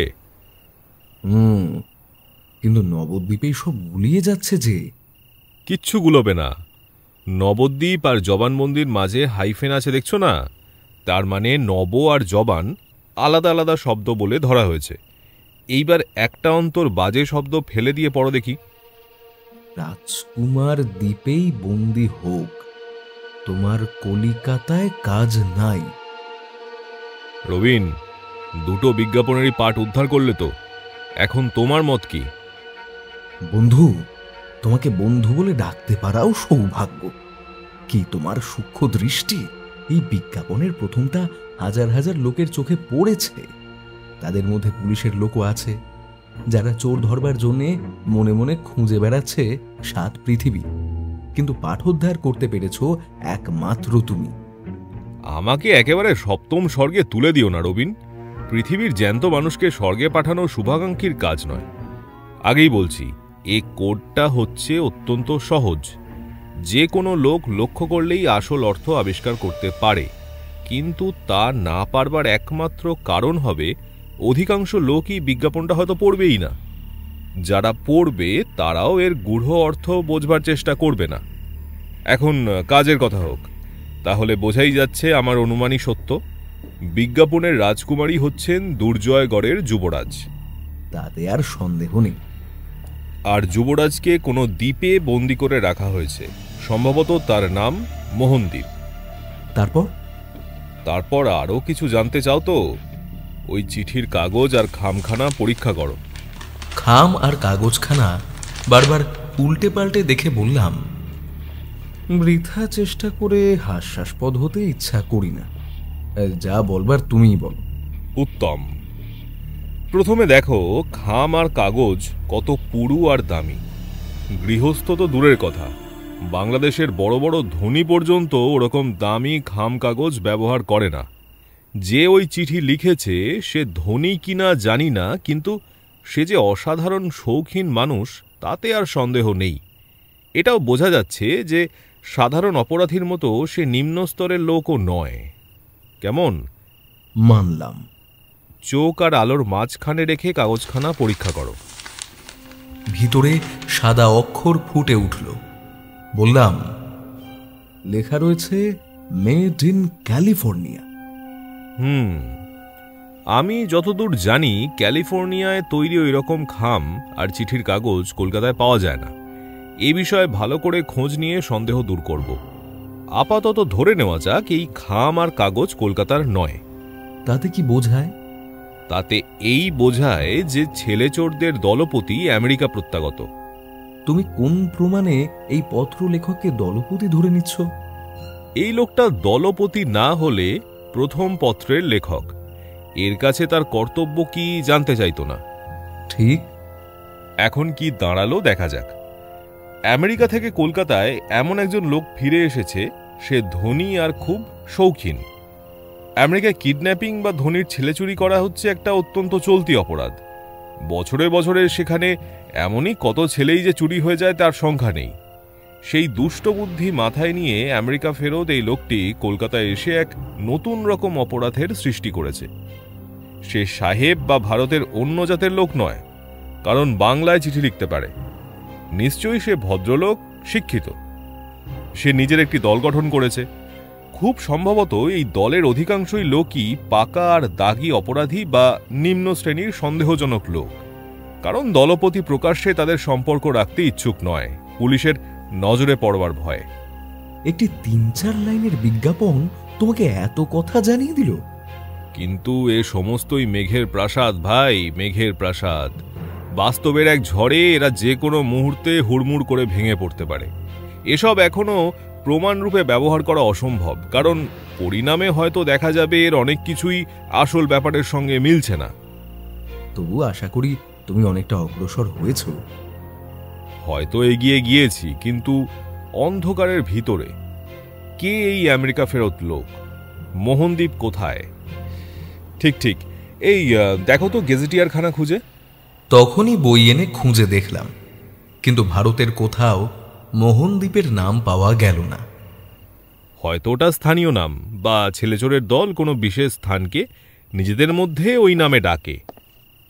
বৈঠকখানার বাইরে পায়ের শব্দ শোনা গেল। সাবধান রবিন, তুমি বড় পেট আলগা। বোধহয় সতীশবাবু আসছেন, তার কাছে এখন কোনো কথা নয়, কারণ এখনও আমি নিজেই নিশ্চিত হইনি। হ্যাঁ, সতীশবাবুই বটে। ঘরে ঢুকেই জিজ্ঞেস করলেন, কি হেমন্তবাবু, ভেবেচিন্তে হদিশ পেলেন কিছু? হদিশ? পেয়েছি বই কি। কি হদিশ পেলেন? হদিশ পেয়েছি কল্পনার, যেটা কবিবর রবিনেরই একচেটে। ঠিক বুঝলাম না। রবিনের মতন আমি কবিতা লিখছি না বটে, তবে কল্পনা ঠাকুরানীর আঁচল ধরে বাছা বাছা স্বপনের ছবি দেখছি, তাতে আমার সময় কাটছে, কিন্তু পুলিশের কোনো কাজে তারা লাগবে না। আসন গ্রহণ করে সতীশবাবু বললেন, কিন্তু আমরা বহু কষ্টে দু একটি তথ্য আবিষ্কার করেছি বটে। দেখুন তো আপনার কাজে লাগে কিনা। কিরকম? যে রাত্রে দুর্জয়গড়ের যুবরাজ অন্তর্হিত হন, ঘাঁটির পাহারাওয়ালা দেখেছিল রাত ৩টের সময় একখানা সাদা রঙের বড় আর ঢাকা মোটর গাড়ি গড়িয়াহাটা রোড দিয়ে দক্ষিণ দিকে ছুটে যাচ্ছে। এটা খুব বড় তথ্য নয়। না, আসলে সেটা না। তারপর রাত প্রায় ৩:15-র সময় ঠিক ওই রকম একখানা বড় সাদা রঙের আর ঢাকা গাড়ি দেখেছিল টালিগঞ্জের কাছে আরেক পাহারাওয়ালা। তারপর রাত 3:30-র কাছাকাছি ডায়মন্ড হারবার রোডে অবিকল ওই একই রকম একখানা গাড়ি যাচ্ছিল বলে জানা গিয়েছে। সাদা রঙের গাড়ি? হ্যাঁ। তারপর রাত 4টের পর বাঁশরার কাছেও এক চৌকিদার ওই রকম একখানা গাড়ি যেতে দেখেছে। তারপর ভোরবেলায় দেখা যায় ক্যানিং এর দিক থেকে ওই রকম একখানা সাদা গাড়ি ফিরে আসছে। গাড়ির ভিতরে ছিল কেবল ড্রাইভার, সেখানা ট্যাক্সি। হেমন্ত দাঁড়িয়ে উঠে সাগ্রহে বলল, সেই ট্যাক্সির কোনো খোঁজ পেয়েছেন? না, তার নম্বর যদিও এখনো জানা যায়নি, তবে অনুসন্ধান চলছে। এই তথ্যটাকে আপনি সন্দেহজনক মনে করছেন কেন? আসলে রাত 3টের পর থেকে সকাল পর্যন্ত এই সময়টুকুর ভিতরে ঘটনাস্থলের কাছ থেকে ক্যানিং পর্যন্ত 4বার দেখা গেছে এইরকম সাদা রঙের একটা বড় গাড়ি। ওসব জায়গায় অত রাতে একে তো গাড়ি প্রায় চলেই না, তার উপরে সাদা ট্যাক্সিও খুব সাধারণ নয়। সুতরাং সন্দেহ হওয়া স্বাভাবিক নয় কি? নিশ্চয়ই সতীশবাবু, ওই ট্যাক্সির ড্রাইভারকে দেখবার জন্য আমারও 2 চোখ তৃষিত হয়েছে, ক্যানিং ক্যানিং গাড়িখানা সকালবেলায় ক্যানিংয়ের দিক থেকে ফিরছিল। হ্যাঁ। তারপরেই আরম্ভ সুন্দরবনের জলপথ, তাই না সতীশবাবু? হ্যাঁ, সে জলপথ সুন্দরবনের বুকের ভিতর দিয়ে একেবারে বঙ্গোপসাগরে গিয়ে পৌঁছেছে। আচ্ছা, আসুন তাহলে আবার কল্পনার মালা গাঁথা যাক, এবারে দুজন মিলে। তার মানে? ধরে নেওয়া যাক অপরাধীরা দুর্জয়গড়ের যুবরাজকে নিয়ে ওই ট্যাক্সিতে চড়েই পালাচ্ছিল। ধরুন তারা ক্যানিংয়েই গিয়ে নেমেছে। আপনি কি মনে করেন তারা এখনো সেখানেই আছে? না, ক্যানিং কলকাতা নয়। তার সমস্তটা তন্ন তন্ন করে খোঁজা হয়েছে, কোথাও পাত্তা পাওয়া যায়নি ওদের। ধরুন স্থলপথ ছেড়ে অপরাধীরা অবলম্বন করেছে জলপথ, কিন্তু জলপথে তারা কোথায় যেতে পারে? তাই তো হেমন্তবাবু, আপনার ওই ইঙ্গিতটা যে অত্যন্ত মূল্যবান, এটা তো আমরা ভেবে দেখিনি। তারা কোথায় যেতে পারে? সমুদ্রে? সমুদ্রে গিয়ে তাদের লাভ। নৌকায় চড়ে অকুলে ভাসবার জন্য তারা যুবরাজকে চুরি করেনি। তবে হয়তো তারা কোনো দ্বীপে টিপে গিয়ে উঠেছে, কিংবা জলপথে খানিকটা এগিয়ে পাশের কোনো গাঁয়টায় নেমে পড়েছে হয়তো। আমার দৃঢ় বিশ্বাস তারা উঠেছে কোনো দ্বীপের উপরেই। তা আপনার দৃঢ় বিশ্বাসের কারণটা কি? আমি প্রমাণ পেয়েছি, অকাট্য প্রমাণ। বলেন কি মশাই, এতক্ষণ তো আমায় কিছু বলেনি। বলিনি তার কারণ এতক্ষণ আমার প্রমাণকে অকাট্য বলে মনে করতে পারি। হেমন্ত তখন একে একে বিশ্বদর্পণের সেই বিজ্ঞাপন কাহিনীর সমস্তটা বর্ণনা করলে। অপরাধীদের দলপতি সম্বন্ধে তার ধারণাও গোপন রাখল না। প্রশংসায় উচ্ছ্বসিত হয়ে সতীশবাবু বলে উঠলেন, বাহাদুর হেমন্তবাবু, বাহাদুর। দলে দলে পুলিশ দেশে দেশে ছুটোছুটি করে মরছে, আর আপনি এই ছোট্ট বৈঠকখানার 4 দেওয়ালের মাঝখানে এই ইজি চেয়ারে বসে এর মধ্যেই এতখানি অগ্রসর হতে পেরেছে। না মশাই, আমাকে একবার ইজি চেয়ার ছেড়ে উঠে বিশ্বদর্পণের অফিসে ছুটতে হয়েছিল। ওকে আবার ছোটা বলে নাকি? ও তো হাওয়া খেতে যাওয়া। কিন্তু মোহনদ্বীপ কোথায়? ও দ্বীপের নাম যদিও আমিও এই প্রথম শুনলাম। সুন্দরবনের কাছে সমুদ্রের নদীর মোহনায় আমি ছোট বড় অনেক দ্বীপ দেখেছি। ছেলেচোরের দল হয়তো ওদেরই মধ্যে একটা কোনো অনামা দ্বীপে গিয়ে আশ্রয় নিয়েছে, আর নিজেদের মধ্যে তাকে ডাকতে শুরু করেছে এই নতুন নামে। খুব সম্ভব, কিন্তু ওখানকার সমস্ত দ্বীপের ভিতর থেকে এই বিশেষ দ্বীপটিকে খুঁজে বার করা তো আর 4টিখানি কথা নয় না। না, তার উপরে ওভাবে খোঁজাখুঁজি করলে বিপদের সম্ভাবনা আছে। কিসের বিপদ? অপরাধীরা একবার যদি সন্দেহ করে যে পুলিশের সন্দেহ গিয়েছে ওইদিকেই, তাহলে যুবরাজকে হত্যা করে তাদের বিরুদ্ধে সবচেয়ে বড় প্রমাণ লুপ্ত করে দ্বীপ থেকে সরে পড়তে পারে। তাহলে তার চেয়ে আর এক উপায়ে খোঁজ নেওয়া যাক। মনে হচ্ছে ছেলেচোররা প্রায়ই ক্যানিং থেকে নৌকা ভাড়া নিয়ে ওই দ্বীপে যায়। আমার বিশ্বাস ক্যানিংয়ের মাঝিদের কাছে গোপনে সন্ধান নিলে মোহনদ্বীপের পাত্তা পাওয়া অসম্ভব নয়। এটা একদম ঠিক কথা বলেছেন, কিন্তু সঙ্গে সঙ্গে কলকাতায় চলুক ছেলেচোরদের সর্দারের সন্ধান। কি বলেন? আমাকে আর জিজ্ঞাসা করছেন কেন বলুন তো? যা বলবার তা তো আপনি বাতলেই দিচ্ছেন। কিন্তু আপাতত আমাদের আবিষ্কার আমাদের মধ্যেই ধামাচাপা থাক। 3 দিন কেটে গেল। ছেলেচোরদের সম্বন্ধে আর নতুন কিছুই জানা গেল না। হেমন্তের সমস্ত মস্তিষ্ক জগৎ জুড়ে বিরাজ করছে আমেরিকা ফেরত এক অদেখা অজানা শৌখিন ব্যক্তি এবং মোহন নামক কোনো অচেনা দ্বীপ। কিন্তু অনেক মাথা খাটিয়েও কোনো রকম সুরাহা হলো না। আমেরিকার ভদ্রলোক করতে লাগলেন পুরো দস্তুর অজ্ঞাতবাস, এবং মোহনদ্বীপ হয়ে রইল রূপকথারই মায়াদ্বীপের মতন মিথ্যা। এর মধ্যে মিস্টার গাঙ্গুলির আবির্ভাব হচ্ছে এবেলা ওবেলা। দোটানায় পড়ে ভদ্রলোকের অবস্থা বড়ই কাহিল হয়ে উঠেছে। ওদিকে পুত্র শোকাতুর মহারাজা, আর এদিকে অচল অটল হেমন্ত। মহারাজা যতই ব্যস্ত হয়ে মিস্টার গাঙ্গুলিকে পাঠিয়ে দেন নতুন কোনো আশাপ্রদ তথ্য জানবার জন্যে, হেমন্ত শোনায় ততই নিরাশার কথা। কিংবা কখনো কখনো হয়ে যায় অক্টোরলনি মনুমেন্টের মতন নিস্তব্ধ। বেশি পীড়াপিড়ি করলে শান্ত মুখে ফুটিয়ে তোলে দ্য ভিঞ্চির আঁকা মোনালিসার হাসি।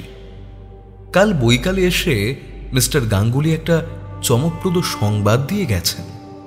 দুর্জয়গড়ের মহারাজা বাহাদুর 25,000 টাকা পুরস্কার ঘোষণা করেছেন। যুবরাজের সন্ধান যে দিতে পারবে ওই পুরস্কার হবে তারই প্রাপ্য। হেমন্ত বলল, মিস্টার গাঙ্গুলি, দুর্জয়গড়ের বার্ষিক আয় কত? ওই 20 লক্ষ টাকা।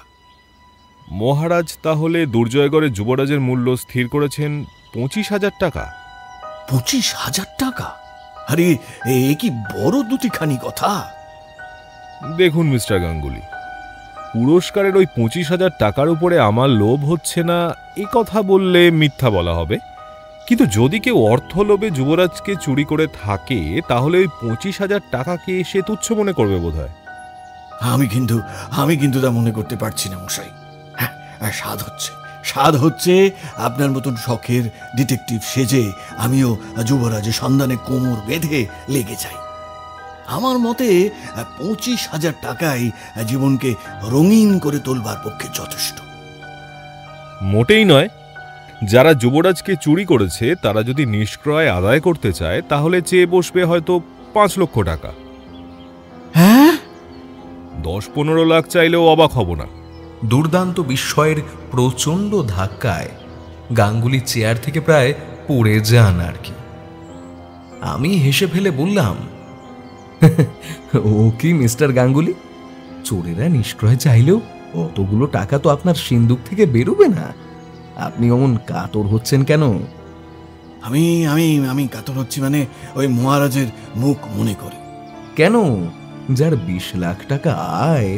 আরে মশাই, 1 কোটি টাকা আয় হলেও 25,000 পুরস্কার ঘোষণা করা আমাদের মহারাজের পক্ষে অশ্রুত পূর্ব উদারতা। ও, তিনি বুঝি একটু নয় মশাই, একটু নয়। গেল বছরে মহারাজা তার মাতৃশ্রাদ্ধ সেরেছিলেন 3,000 টাকায়। বুঝেছেন? মাত্র 3,000 টাকা। বাপ মায়ের কাজে বাঙালি গৃহস্থরাও যা অনায়াসে ব্যয় করে থাকে। কি বলছেন? এত বড় টাক সাইটে মহারাজা?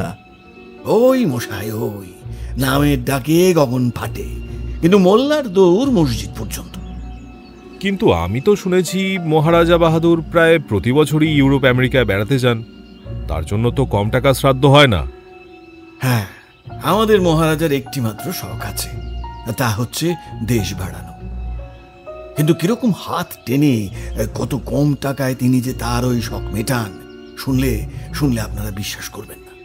আরে দাদা, বিলিতি মুলুকে গিয়ে তিনি প্রবাদ বিখ্যাত মার্ভেলাস ইস্টার্ন কিং এর নামে রীতিমতন ওই কলঙ্ক লেপন করে আসেন।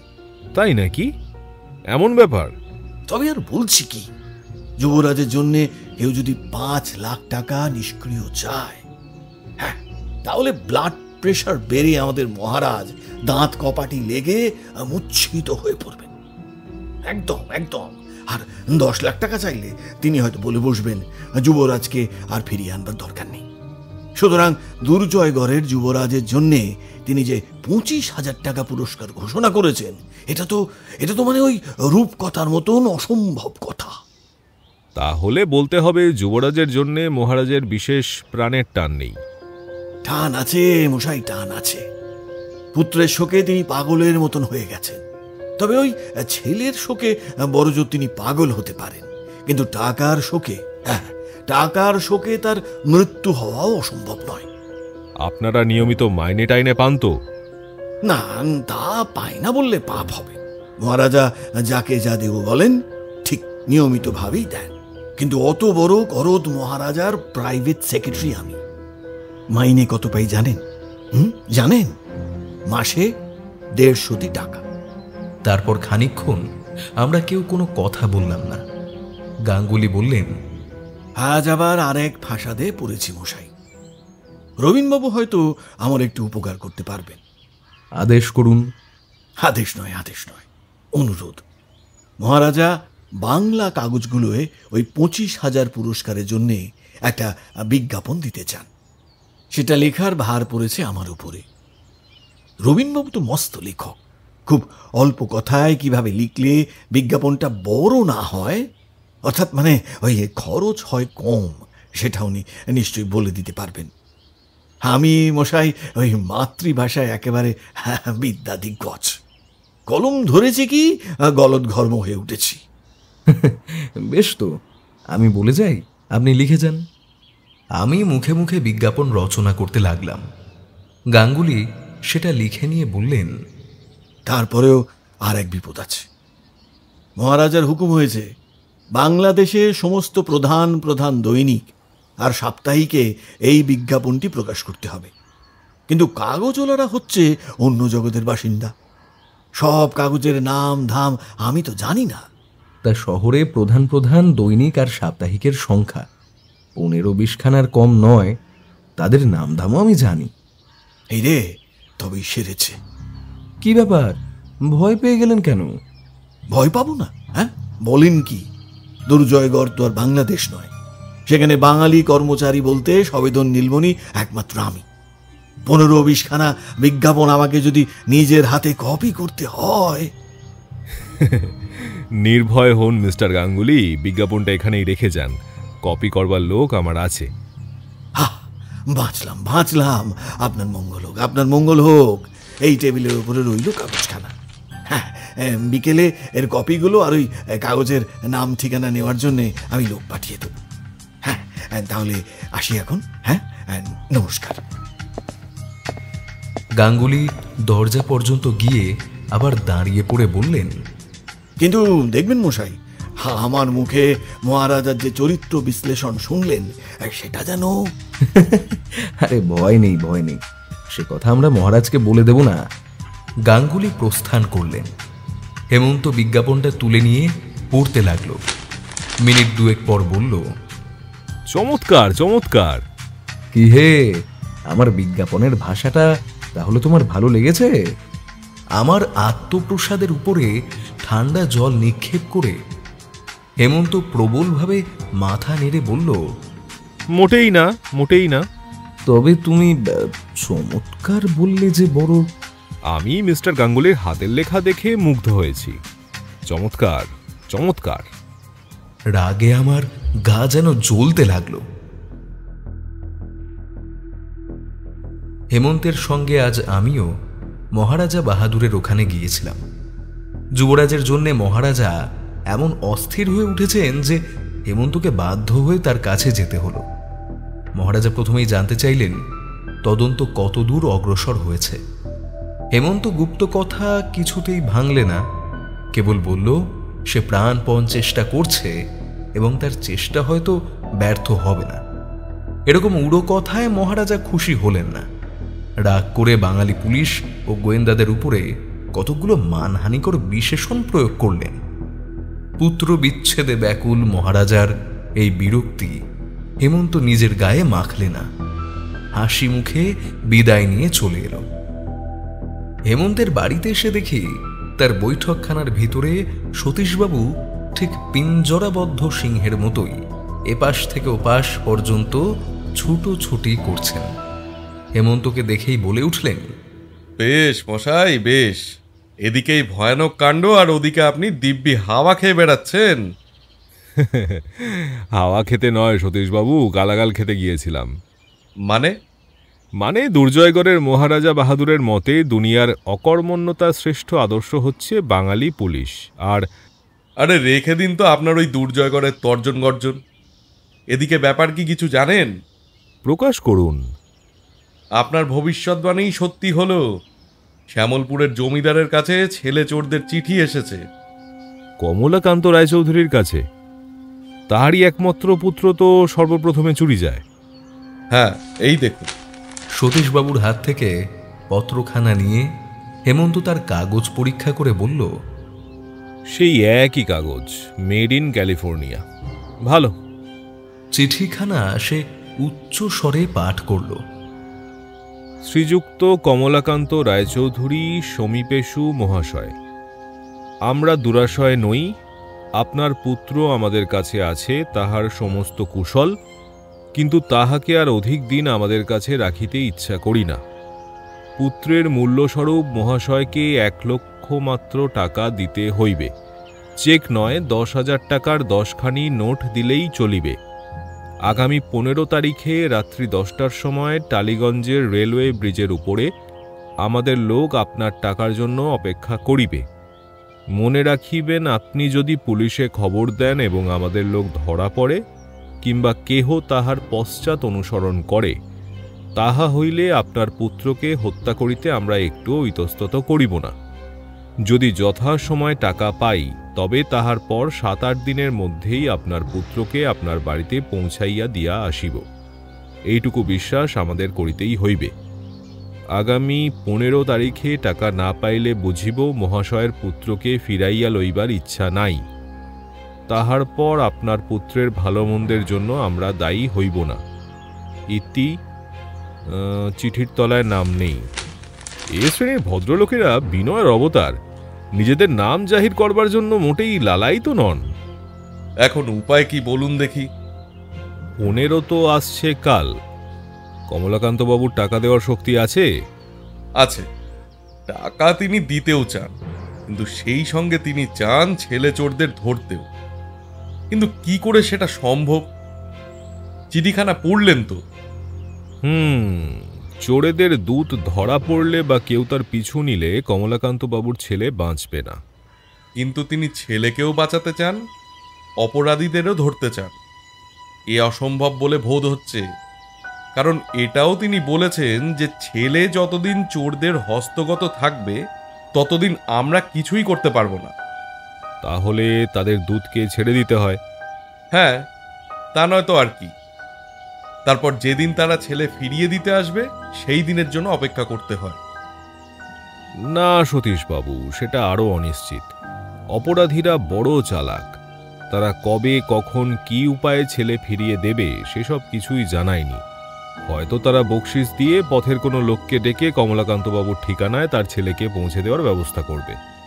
তাকে গ্রেপ্তার করেও আমাদের কোনো লাভ হবে না। যদি কিছু করতেই হয় তবে কাল, অর্থাৎ 15 তারিখেই করতে হবে। তাহলে তো অপরাধীদের দূতও ধরা পড়বে আর কমলাকান্তবাবুর টাকাটাও বাঁচবে। কিন্তু ছেলেকে রক্ষা করবে কে? মাথা খাটালে পৃথিবীর যে কোনো বিপদ থেকে উদ্ধার লাভের উপায় আবিষ্কার করা যায়। একটু সবুর করুন সতীশবাবু, আগে চা আসুক, প্রাণ মন স্নিগ্ধ হোক। ওরে মধু, চা। যথা সময়ে চা এলো। একটা পেয়ালা তুলে নিয়ে এক সেঁক পান করে হেমন্ত বলল, বাঁচলাম। সকালবেলায় দুর্জয়গড়ের চা পান করে দেহের অবস্থা কি কাহিলি হয়ে পড়েছিল। সে কি মশাই, রাজবাড়ির চায়ের নিন্দে? মশাই কি সন্দেহ করেন যে পৃথিবীর সর্বশ্রেষ্ঠ চা তৈরি হয় কেবল রাজা রাজরার বাড়িতেই? মোটেই নয়, মোটেই নয়। দামি আর খাঁটি চায়নার টিপটে ঐশ্বর্যের সদর্প বিজ্ঞাপন থাকতে পারে, কিন্তু সুস্বাদু চা যে থাকবেই এমন কোনো বাঁধা আইন নেই। চা যে সে হাতে তৈরি হয় না। ভালো চা তৈরি করার সঙ্গে হারমোনিয়াম বাজানোর তুলনা চলে। ও দুটোই যেমন সহজ তেমনই কঠিন। এই দুই ক্ষেত্রেই গুণী মেলে 100 জনে 1 জন। আমার মধু চাকর হচ্ছে 1 নম্বরের চাকর। আপাতত আপনার চায়ের উপরে এই বক্তৃতাটা বন্ধ করলে ভালো হয় না? চায়ে শেষ চুমুক মেরে ইজি চেয়ারে হেলে পড়ে হেমন্ত অর্ধমুদিত নেত্রে বলল, ব্যস্ত হবেন না সতীশবাবু, আমার মুখে বাক্যধারা ঝরছে বটে, কিন্তু আমার মস্তিষ্কের ভেতরে উতলে উঠছে চিন্তার তরঙ্গমালা। আমরা পুলিশ হেমন্তবাবু, প্রমাণ চাই। প্রমাণ? বেশ, দিচ্ছি। আসছে কাল রাত 10টার সময় টালিগঞ্জের রেলওয়ে ব্রিজের উপরে ছেলেচোরদের দূত আসবে। আগে হ্যাঁ।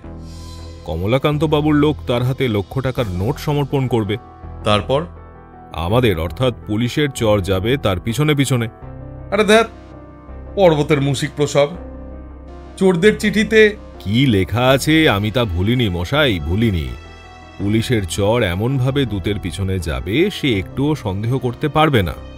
দূত যদি অন্ধ আর নির্বোধ না হয় তাহলে সে ঠিকই ধরতে পারবে যে কে তার পিছু নিয়েছে। না, ধরতে পারবে না। এখানে আপনারা বিলাতি পুলিশের পদ্ধতি অবলম্বন করুন। পদ্ধতিটা কি শুনি? রাত 10টার ঢের আগে ঘটনাস্থলের চারিদিকে তফাতে তফাতে দলে দলে গুপ্তচর ঘোরাফেরা করবে। মনে রাখবেন ৫-১০ জনের কাজ নয়। তারপর যথাসময়ে চোরেদের দূত আসবে, টাকা নেবে, সস্থানের দিকে প্রস্থান করবে। দূর থেকে তাকে অনুসরণ করবে আমাদের প্রথম চর। দূতের লক্ষ্য নিশ্চয়ই তার উপরে পড়বে, পড়ুক, ক্ষতি নেই।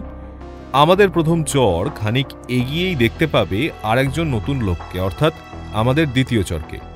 প্রথম চর দ্বিতীয়কে ইঙ্গিতে দূতকে দেখিয়ে দিয়ে নিজে পিছিয়ে পড়বে বা অন্যদিকে চলে যাবে। চোরেদের দূত সেটা দেখে ভাববে সে মিছেই সন্দেহ করেছিল।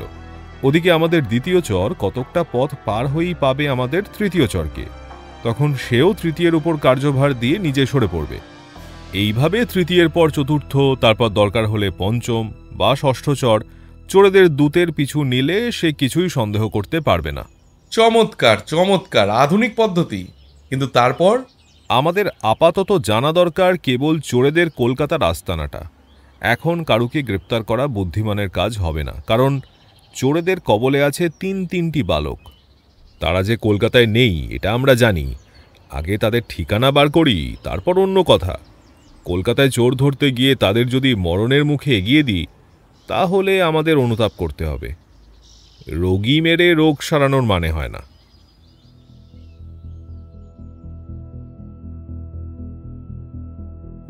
কাল গেছে ১৫ তারিখ, রাত ১০টার সময়। কাল টালিগঞ্জে নিশ্চয়ই একটা কিছু রোমাঞ্চকর নাট্যাভিনয় হয়ে গেছে। খবরটা জানবার জন্যে উৎসুক হয়ে আছে মন। সতীশবাবু কাল রাতেই খবর দিতে আসবার জন্য প্রস্তুত ছিলেন, কিন্তু হেমন্ত রাজি হয়নি। সে বলল তিনি হয়তো আসবেন রাত ১২টার সময়। কিন্তু তার খবরের চেয়ে হেমন্ত নিজের ঘুমকে বেশি মূল্যবান বলে মনে করে। রাতের পর সকাল আছে, এর মধ্যেই খবরটা বাসি হয়ে যাবে না নিশ্চয়। যথাসময়ে শয্যা ত্যাগ, আহার ও নিদ্রা হেমন্ত সাধ্যমতো এই নিয়ম রক্ষা করবার চেষ্টা করত। অথচ জরুরি কাজের চাপ পড়লে তাকেই দেখেছি ২-৩ রাত্রি বিনা নিদ্রায় অনায়াসে কাটিয়ে দিতে। সে বলতো নিয়ম মেনে শরীর ধর্ম পালন করছে বলেই তার দেহের মধ্যে সঞ্চিত হয়ে আছে রিজার্ভড শক্তি। যারা অনিয়মের মধ্যেই জীবন কাটায় তাদের দেহে কেবল রোগ এসেই বাসা বাঁধে না, রিজার্ভড শক্তি থেকেও তারা হয় বঞ্চিত। সকালে বসে হেমন্তর সঙ্গে গল্প করছিলাম। হেমন্ত বলছিল, মানুষের জীবনে দৈবের প্রভাব যে কতখানি আমরা কেউই সেটা ভেবে দেখবার চেষ্টা করি না। গোটা কয়েক দৃষ্টান্ত দিই দেখো। প্রথমে ধরো আলেকজান্ডার দি গ্রেটের কথা। তিনি মারা গিয়েছিলেন যৌবনেই। অল্প বয়সে সিংহাসন পেয়েছিলেন বলে হাতে পেলেন তিনি অসীম ক্ষমতা, আর তার পিতার হাতে তৈরি সুশিক্ষিত সৈন্যদল। তার পিতা রাজা ফিলিপ অসময়ে দৈবগতিকে গুপ্তঘাতকের হাতে প্রাণ দেন। সেই সময় তিনি যদি হঠাৎ মারা না যেতেন, যদি বৃদ্ধ বয়স পর্যন্ত রাজ্য চালনা করতেন, তাহলে আলেকজান্ডার কখনো দিগ্বিজয়ী নাম কিনবার অবসর পেতেন কিনা সন্দেহ। ভেবে দেখো বিলাতের বালক কবি চ্যাটার্টনের কথা। সবাই বলে দরিদ্রের ঘরে না জন্মালে তিনি তখনকার ইংল্যান্ডের সর্বশ্রেষ্ঠ কবি হতে পারতেন। পৃথিবীর অনেক কবি ধনী বা রাজার কৃপাদৃষ্টি লাভ করে লক্ষ্মীকে প্রসন্ন করে সরস্বতীর সেবা করে গেছেন ঘোড়শোপচারে, কিন্তু সেক্ষেত্রে চ্যাটার্টন দৈবের সাহায্য লাভ করেননি। ফলে অনাহারের জ্বালা সইতে না পেরে বালক বয়সেই তিনি করলেন আত্মহত্যা। অত বড় প্রতিভার ফুল শুকিয়ে গেল ফোটবার আগেই। রোম সাম্রাজ্যের সম্রাজ্ঞী থিয়েডোরার কথা মনে করো। তিনি ছিলেন অজানা অনামা বংশের মেয়ে। পথের ধুলোয় পড়ে কাটত তার দিন। দৈবের মহিমায় হঠাৎ একদিন সম্রাটের সুনজরে থিয়েডোরা হলেন সম্রাজ্ঞী। এমনই কত আর নাম করব। রবিন, আজ যাদের তুমি নিম্ন শ্রেণীর অপরাধী বলে জানো, খোঁজ নিলে দেখবে তাদের অনেকেই হয়তো দৈবের হাতের খেলনা হয়ে এমন ঘৃণ্য নাম কিনেছে। দৈবগতিকে তাদের অজ্ঞাত সারেই তারা যদি একটি বিশেষ ঘটনার আবর্তের মধ্যে গিয়ে না পড়ত, তাহলে আজ তারা বাস করতে পারত সমাজের উচ্চ স্তরেই। আবার দেখো, আমাদের দলের অনেকেই বিখ্যাত ডিটেকটিভ হয়ে ওঠে, খুব রহস্যময় মামলারও কিনারা করে ফেলে, কিন্তু তারও মূলে থাকে দৈবের খেলাই। আপাতত যে মামলাটি আমরা হাতে নিয়েছি এখনও সেটার কোনো কিনারা হয়নি বটে, কিন্তু এখনই দৈব আমাদের সহায় হয়েছে। তুমি সাংকেতিক শব্দে লেখা সেই বিজ্ঞাপনটার কথা বলছো বোধহয়? হ্যাঁ, এ মামলায় সেইটিই হচ্ছে স্টার্টিং পয়েন্ট।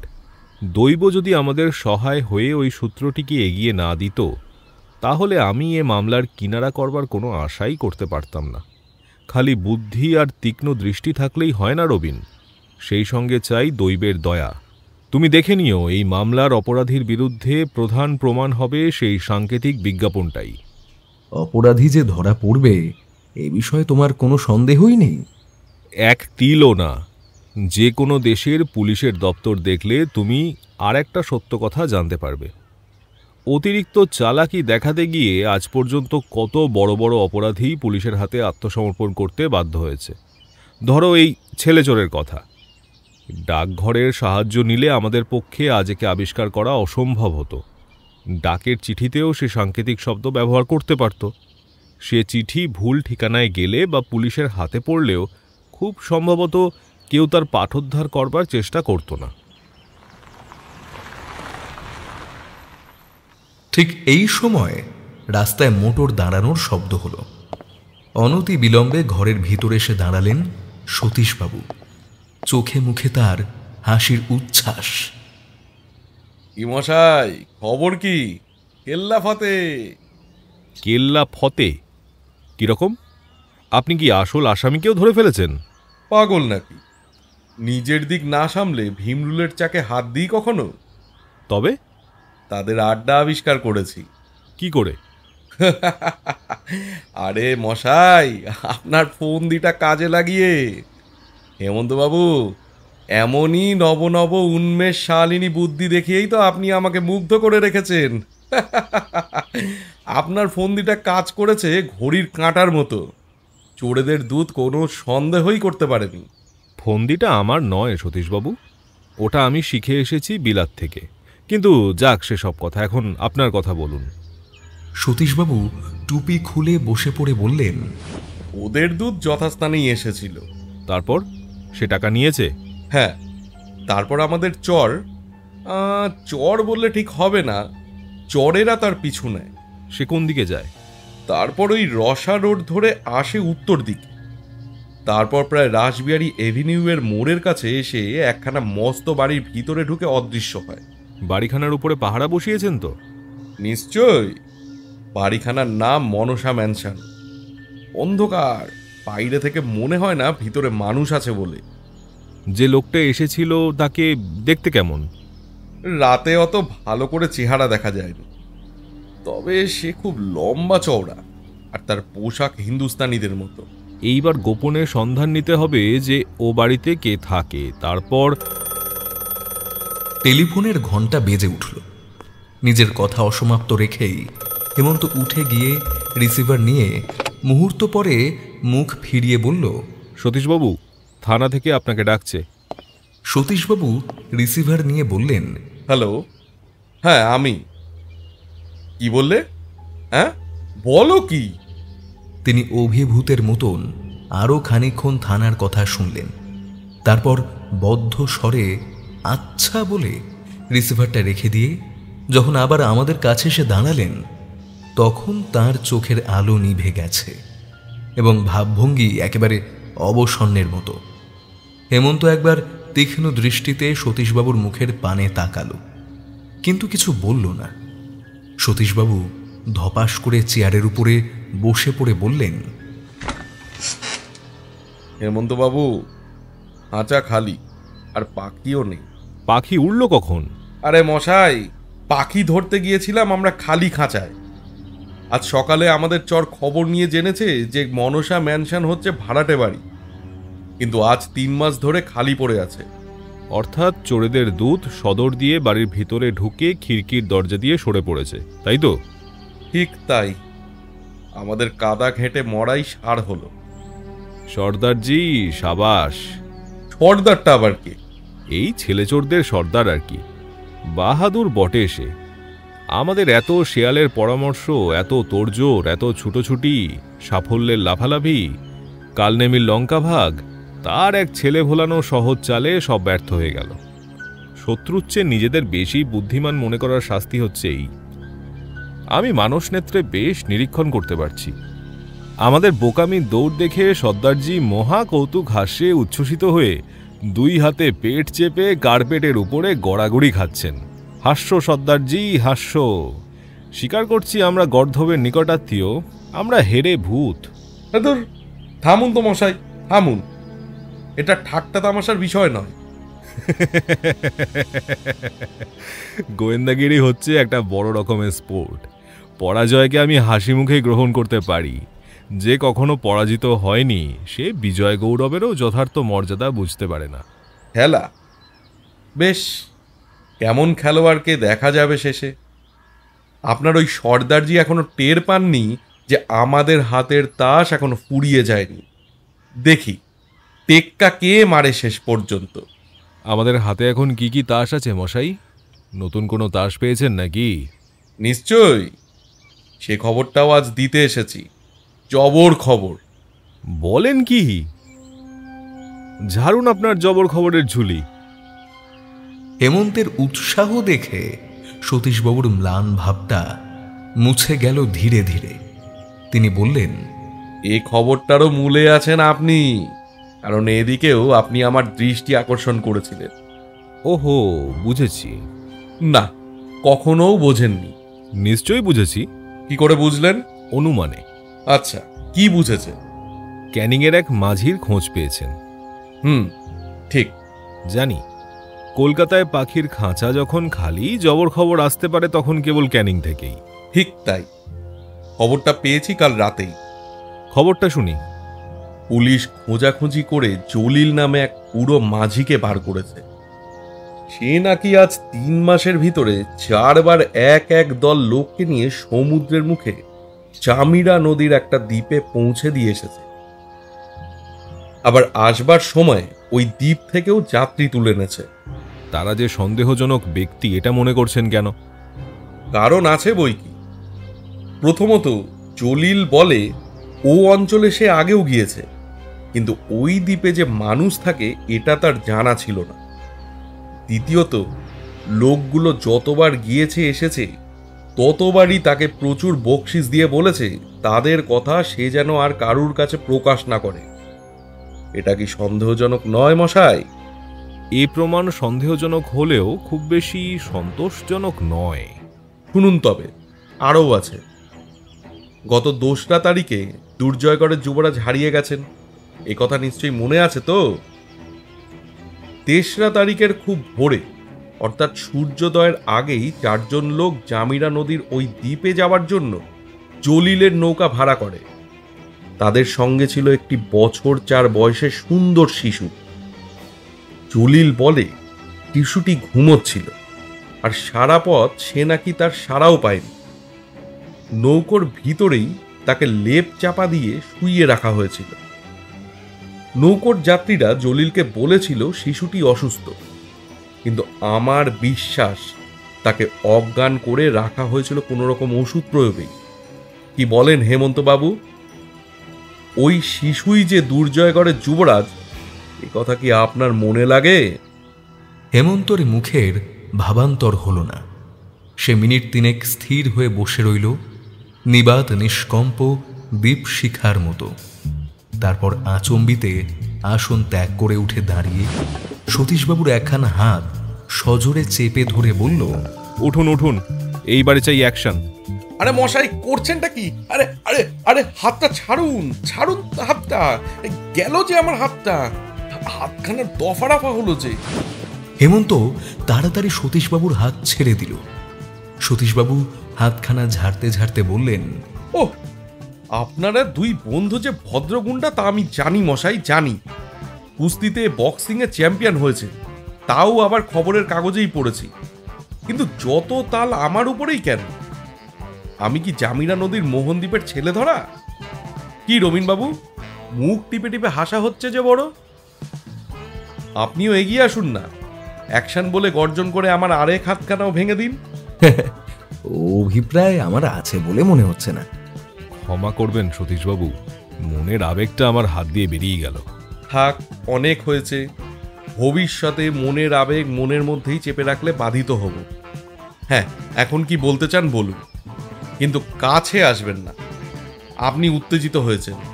আজই মোহনদ্বীপের দিকে নৌকা ভাসাতে হবে। সতীশবাবু একটু ভাবলেন, তারপর মাথা নেড়ে বললেন, তা হয় না হেমন্তবাবু। কেন হয় না? কেবল যে যাত্রার আয়োজন করতে হবে তা তো নয়, আমার হাতে আরও গুরুতর কাজ আছে। সেগুলোর ব্যবস্থা না করে আমার কলকাতা ছাড়া অসম্ভব। তবে কবে যেতে পারবেন? চেষ্টা করলে কালকে যেতে পারি। বেশ, তাই। কিন্তু সঙ্গে বেশি লোকজন নেবেন না। যাচ্ছি বাগের ভাষায়, আর বেশি লোকজন নেব না মানে? অধিক সন্ন্যাসীতে গাজন নষ্ট। শত্রুদেরও চর থাকতে পারে, তারাও আমাদের উপরে যে নজর রাখছে না এ কথা বলা যায় না। একটা বিপুল জনতা যদি ক্যানিংয়ের উপর ভেঙে পড়ে, তাহলে মোহনদ্বীপেও গিয়ে হয়তো দেখব পাখিরা বাসা ছেড়ে উড়ে পালিয়েছে। কিন্তু দল হালকা হয়েও তো সেখানে যাবার তো নিরাপদ নয়। কে জানে তারা কতজন লোক আছে সেখানে। ভাড়ে কাটার চেয়ে ধরে কাটা ভালো। আমরা কাল রাতের অন্ধকারে গা ঢেকে 10-12 লোক মিলে 2খানা নৌকায় চেপে যাত্রা করব। আপনি সেই ব্যবস্থা করুন। সঙ্গে যাদের নেবেন তারা যেন বাছা বাছা হয়। অবশ্য সকলকেই সশস্ত্র হয়ে যেতে হবে। কিন্তু চাকর বামুনও তো নিয়ে যাওয়া দরকার নাকি? আমাদের কাজ করবে কে? চাকর বামুন খেপেছেন নাকি? আমরা নিজেরাই হব নিজেদের চাকর। আর রান্নার ভার নেবে রবিন। রবিন বাবু? উনি তো কবি, খালি কলম নাড়েন। হাতাকুন্তি নাড়বার শক্তি ওর আছে নাকি? ভয় নেই সতীশবাবু। হাতা খুন্তি নেড়ে রবিন যে হাঁড়ি করার ভেতরেই বস্তুহীন কবিতা রচনার চেষ্টা করবে না, সে কথা আমি জোর গলায় বলতে পারি। রবিনকে চেনেন না বলেই আপনি এত ভাবছেন, কিন্তু ও খালি গোলাপ ফুল দেখে গোলাপি ছড়া বাঁধে না। কুমড়ো ফুল চয়ন করে বিষম সহযোগে ফুলুরি বানাতেও ও কম ওস্তাদ নয়। ও বোধহয় সাভ্রষ্ট দ্রৌপদী, পুরুষ দেহ নিয়ে অবতীর্ণ হয়েছে মর্তধামে। হ্যাঁ রবিন বাবু, এসব কি সত্যি নাকি? হরি আর হরের মতো আপনিও কি একই সঙ্গে কবি আর কুক? হেমন্তের অত্যুক্তির কথা ছেড়ে দিন। ওর জীবনের সেরা আনন্দ হচ্ছে আমাকে নিয়ে রঙ্গব্যঙ্গ করা। কিন্তু কবি আর লেখকরা যে রাঁধতে জানে না, আপনার এমন বিশ্বাস কেন হলো? ফ্রান্সের বিখ্যাত লেখক আলেকজান্ডার ডুমার নাম শুনেছেন? ওই যিনি মন্টি ক্রিস্টো আর 3 মাস্কেটিয়ার্স লিখেছে? হ্যাঁ, তার এক হাতে থাকতো কলম আর আরেক হাতে থাকতো হাতা। একসঙ্গে তিনি মনের আর দেহের প্রথম শ্রেণীর খোরাক জোগাতে পারতেন। ঠিক এই সময় আবার একখানা মোটর আমাদের বাড়ির দরজায় এসে থামল সশব্দে। তারপরেই দ্রুত পদে ঘরের ভিতরে প্রবেশ করলেন মিস্টার গাঙ্গুলি। মিস্টার গাঙ্গুলি, আপনার চোখ মুখ অমন ধারা কেন? আপনাকে আমি চারিদিকে খুঁজে খুঁজে বেড়াচ্ছি, আর আপনি কি না এখানে বসে ষড়যন্ত্র করছেন? ভুল হলো মিস্টার গাঙ্গুলি। পুলিশ ষড়যন্ত্র করে না, ষড়যন্ত্র ধরে। কিন্তু আপনাকে দেখে যে বিপদগ্রস্ত বলে মনে হচ্ছে। গাঙ্গুলি একখানা চেয়ারের উপরে বসে পড়ে বললেন, বিপদ বলে বিপদ? মহারাজা বাহাদুর একেবারে মাথায় হাত দিয়ে বসে পড়েছেন। কেন? হেমন্তবাবু, শেষটা আপনার কথাই সত্যি হলো। আমার কথা সত্যি হলো? সে আবার কি? চোর বেটারা 15 লক্ষ টাকার দাবি করে মহারাজা বাহাদুরকে বিষম এক পত্রাঘাত করেছে। বেটাটা খালি চোর নয়, গুন্ডা, খুনে, ডাকু। কি সর্বনাশ! হেমন্ত কোনো রকম বিস্ময় প্রকাশ করল না, খালি বলল, চিঠিখানা কোথায়? এই যে আমার কাছে।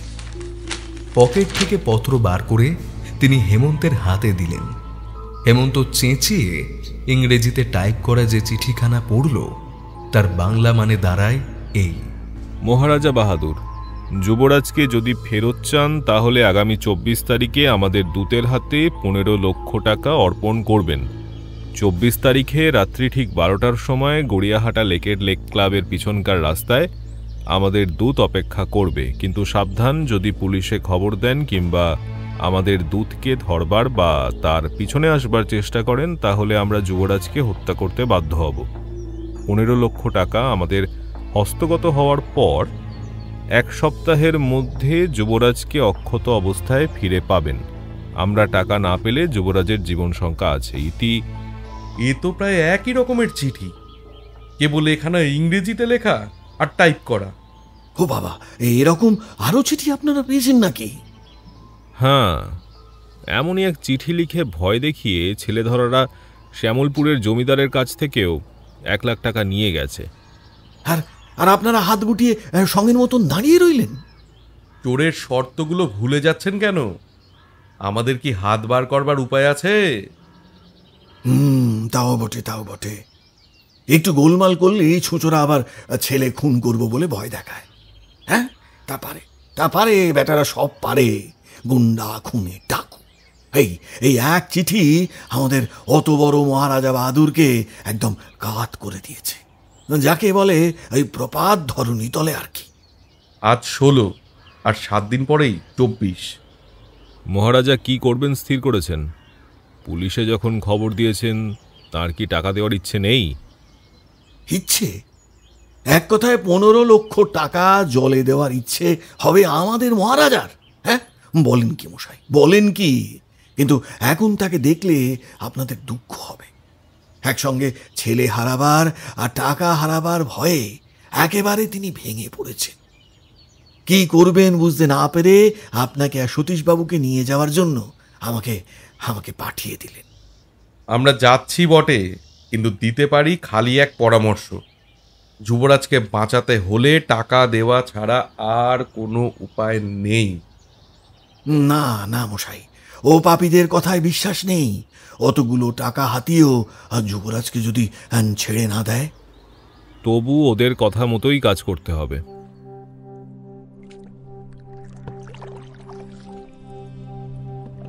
স্টকময়ী কলিকাতা নগরীর কঠোর বুকের ভিতর থেকে একেবারে এসে পড়েছি নদীর কলসঙ্গীতে জীবন্ত প্রকৃতির কোলে। চিরদিন কাব্য চর্চা করি, এখানে এসে মনে হচ্ছে ফিরে এসেছি যেন স্বদেশে। এর মধ্যে বলবার মতন কিছুই ঘটনা ঘটেনি। যতক্ষণ কলকাতায় ছিলাম, মহারাজা বাহাদুরের হাঁ হুতাশ বাণী বহন করে মিস্টার গাঙ্গুলি এসে আক্রমণ করেছেন বারংবার, এবং কালকের ও আজকের দুপুরের মধ্যে হেমন্তকে বাধ্য হয়ে রাজবাড়িতে ছুটতে হয়েছে 5 বার। মহারাজের কথা কিন্তু সেই একই, হয় 5,00,000 টাকার বিনিময়ে যুবরাজকে ফিরিয়ে আনবার ব্যবস্থা করো, নয় অপরাধীকে গ্রেপ্তার করে যুবরাজকে উদ্ধার করে 25,000 টাকা পুরস্কারের উপরেও সে দেবে আরও 25,000 টাকা। মাঝখানে পড়ে গাঙ্গুলি বেচারার অবস্থা যা হয়েছে, তাকে দেখলে দুঃখ হয়। তিনি হচ্ছেন ফিটফাট ব্যক্তি।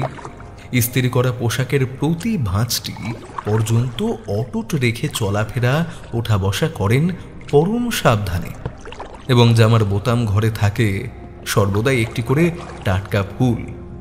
কিন্তু ভীষণ অধীর মহারাজা বাহাদুরের ঘন ঘন হুমকি বা হুকুমের চোটে দিকবিদিক জ্ঞান হারার মতন দৌড়ঝাঁপ করে করে মিস্টার গাঙ্গুলির পোশাকের ইস্ত্রি গেছে নষ্ট হয়ে, এবং বোতামের ফুল গিয়েছে কোথায় ছিটকে পড়ে। যতবারই দেখেছি ততবারই তিনি হাঁপাচ্ছেন, এবং এই শীতেও রুমাল দিয়ে কপালের ঘাম মুছতে মুছতে বলছেন, পাগলা রাজার পাল্লায় পড়ে আত্মারাম বুঝি খাঁচা ছাড়া হয়। উফ, না না না না, এ চাকরি আমার আর পোষাবে না মশাই, পোষাবে না। যা, মহারাজার কবল থেকে মুক্তি লাভ করে আমরাও যেন হাঁপ ছেড়ে বেঁচেছি। তাকে কোনো খবর না দিয়েই সরে পড়েছি। কেবল মিস্টার গাঙ্গুলিকে চুপি চুপি বলে এসেছি সতীশবাবু ছুটি পেয়ে চেঞ্জে যাচ্ছেন, তার সঙ্গে আমরাও 2-4 দিনের জন্যে হাওয়াটা একটু বদলে আসছি। গাঙ্গুলি দমে গিয়ে বললেন, এই দুঃসময় একলা আমাকে মহারাজার খপ্পরে ফেলে আপনারা দেবেন পিছটান? হ্যাঁ, আমার অবস্থাটা কি হবে ভেবে দেখেছেন কি?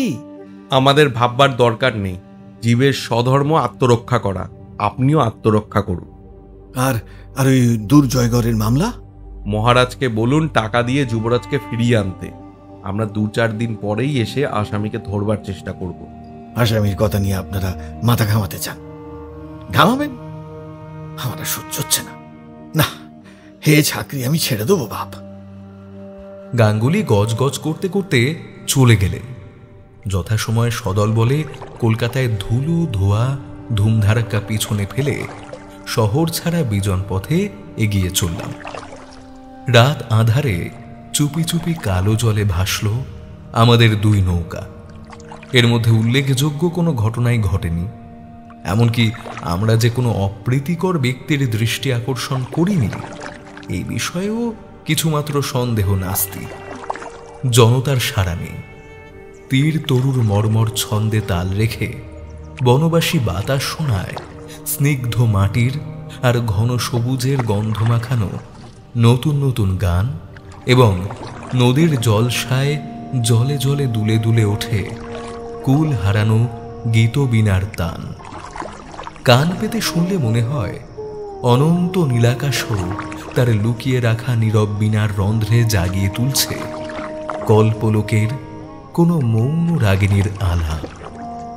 পৃথিবীর ধুলোর ঠুলিতে যার কান কালা, এ অপূর্ব আলাপ সে শুনতে পায় না। তাই এর মর্ম বোঝে শুধু কবি আর শিশু, ফুলপরি আর পাপিয়া। এই শীতের ঠান্ডা রাতের সঙ্গে আজ পাপিয়ারা ভাব করতে আসেনি। ফুলপরিরাও কোন তীরে কোনো বনে কোন শিশির ভেজানো বিছানায় ঘুমিয়ে আছে আর ঠিকানা জানি না। কিন্তু আমার মনের ভিতরে জাগলো চিরন্তন শিশুর উল্লাস কলরল। নৌকো চলেছে অন্ধকারের কালো চাদরে গা মুড়ে, চলেছে নৌকো। দাঁড়ে দাঁড়ে তালে তালে বাজিয়ে চলেছে নৌকো জলতরঙ্গ বাজনা। দুকুলের কাহিনী ভুলিয়ে সামনে অকুলের ইঙ্গিত জাগিয়ে চলেছে নৌকো। ঘুমের দেশে ঘুম ভাঙানো সঙ্গীতের সুর বুনতে বুনতে। তারপর চাঁদ উঠল দূর বনের ফাঁকে। মনে হলো পূর্ণ প্রকাশের আগে যেন গাছের ঝিলিমিলির আড়াল থেকে চাঁদ লুকিয়ে লুকিয়ে দেখে নিতে চায় পৃথিবীর উৎসব আসরে আজ কত দর্শকের সমাগম হয়েছে। ছড়িয়ে দিল কে জলে জলে মুঠো মুঠো হীরের কণা। ওপারে নজর চলে না, এপারে দেখা যায় নীল স্বপ্ন মাখানো বন আর বন। কত কত দূর থেকে কোন একলা পথিকের বাঁশের বাঁশির মৃদু মেঠো সুর ভেসে আসে যেন আমাদের সঙ্গে কথা কইতে। চাঁদ উঠছে উপরে, আরো উপরে। তার মুখে শীতের মেয়ে কুহেলিকার আদর মাখা চুমোর ছোঁয়া। যত রাত হয় নদীর আমোদ বাড়ে তত, তার জলের নুপুর বাজে তত জোরে। দেখতে দেখতে শুনতে শুনতে অবশেষে জড়িয়ে এলো আমার চোখের পাতা। জামিলা নদী। এটা কি নদী না সমুদ্র? চেষ্টা করে দেখলে বহু দূরে চোখে পড়ে তীরের ক্ষীণ রেখা। কোনো কোনো দিকে তাও নেই। সেখানে অনন্ত আসন জুড়ে বসেছে অসীম শূন্যতা। জলে নেই মাটির রং। সমুদ্রের রঙের আভাসে জল বসন ছুবিয়ে জামিরা চাইছে নতুন রঙে রঙিন হতে। জলিল উঠে দাঁড়িয়ে বলল, উই উই সেই দ্বীপ কর্তা, উই সেই দ্বীপ। হ্যাঁ জলিল, ওই দ্বীপের নাম কি? দ্বীপের নাম তা তো জানি নে বাপু। জানো না? আগে ওই দ্বীপের তো কোনো নামই নেই কর্তা। ঝোপ জঙ্গল, বড় বড় গাছ। দ্বীপের দিকে তাকালে আর কিছু দেখা যায় না। আর কিছু দেখবার আশাও আমরা করিনি। হেমন্ত জিজ্ঞেস করলো, ওখানে নৌকা লাগাবার ঘাট আছে? না কর্তা। যারা তোমায় এখানে নিয়ে আসে তারা কোথায় নামে? জলিল মাথা নাড়ে। অর্থাৎ তারও কোনো নির্দিষ্ট ঠিকানা নেই। আমরা যেখানে খুশি নামবো? আগে হ্যাঁ কর্তা। আমাদের নৌকো দুখানা দ্বীপের খুব কাছে এসে পড়ল। সতীশবাবু বললেন, দ্বীপটা কত বড় তাও তো বুঝতে পারছি না। ওই নিবিড় জঙ্গলের ভেতরে আসল জায়গাটা খুঁজে বার করতে কতক্ষণ লাগবে কে জানে। পর পর দুখানা নৌকায় তীরে এসে লাগলো। প্রথম নৌকোয় ছিলাম আমরা তিনজন, অর্থাৎ আমি, হেমন্ত আর সতীশবাবু। অস্ত্রশস্ত্র, রসদ ও অন্যান্য সমস্ত মালই ঠাসা ছিল আমাদের নৌকোতেই। দ্বিতীয় নৌকোয় ছিল একজন ইন্সপেক্টর, একজন সাব ইন্সপেক্টর, একজন জমাদার ও 8 জন মিলিটারি পাহারাওয়ালা। তখন অপরাহ্নকাল, চারিদিকে সমুজ্জ্বল সূর্যকিরণ। পথের অভাবে খুব বেশি অসুবিধায় পড়তে হলো না। জঙ্গলের আশপাশ দিয়ে বেশ খানিকটা এগিয়ে পাওয়া গেল একটা মাঠ। লম্বায় চওড়ায় 1/2 মাইলের কম হবে না। চারিদিকেই তার উঁচু বনের প্রাচীর, কিন্তু মানুষের চিহ্ন কোথাও নেই।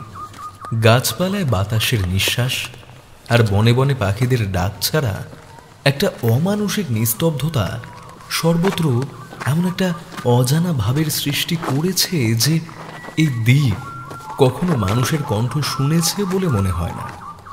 সতীশবাবু জমাদারকে ডেকে বললেন, সুজন সিং, যেখান দিয়ে যাচ্ছি ভালো করে চিনে রাখো।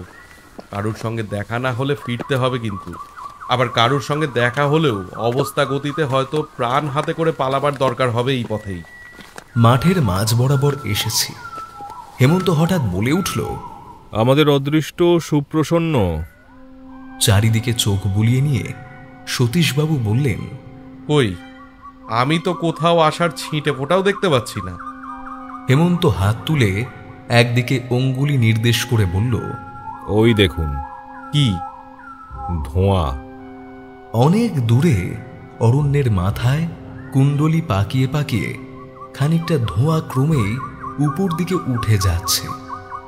দেখতে দেখতে সেখানে জেগে উঠল পুঞ্জ পুঞ্জ ঊর্ধ্বগামী ধূম। ধোঁয়ার জন্ম আগুনে, আর আগুনের জন্ম মানুষের হাতে।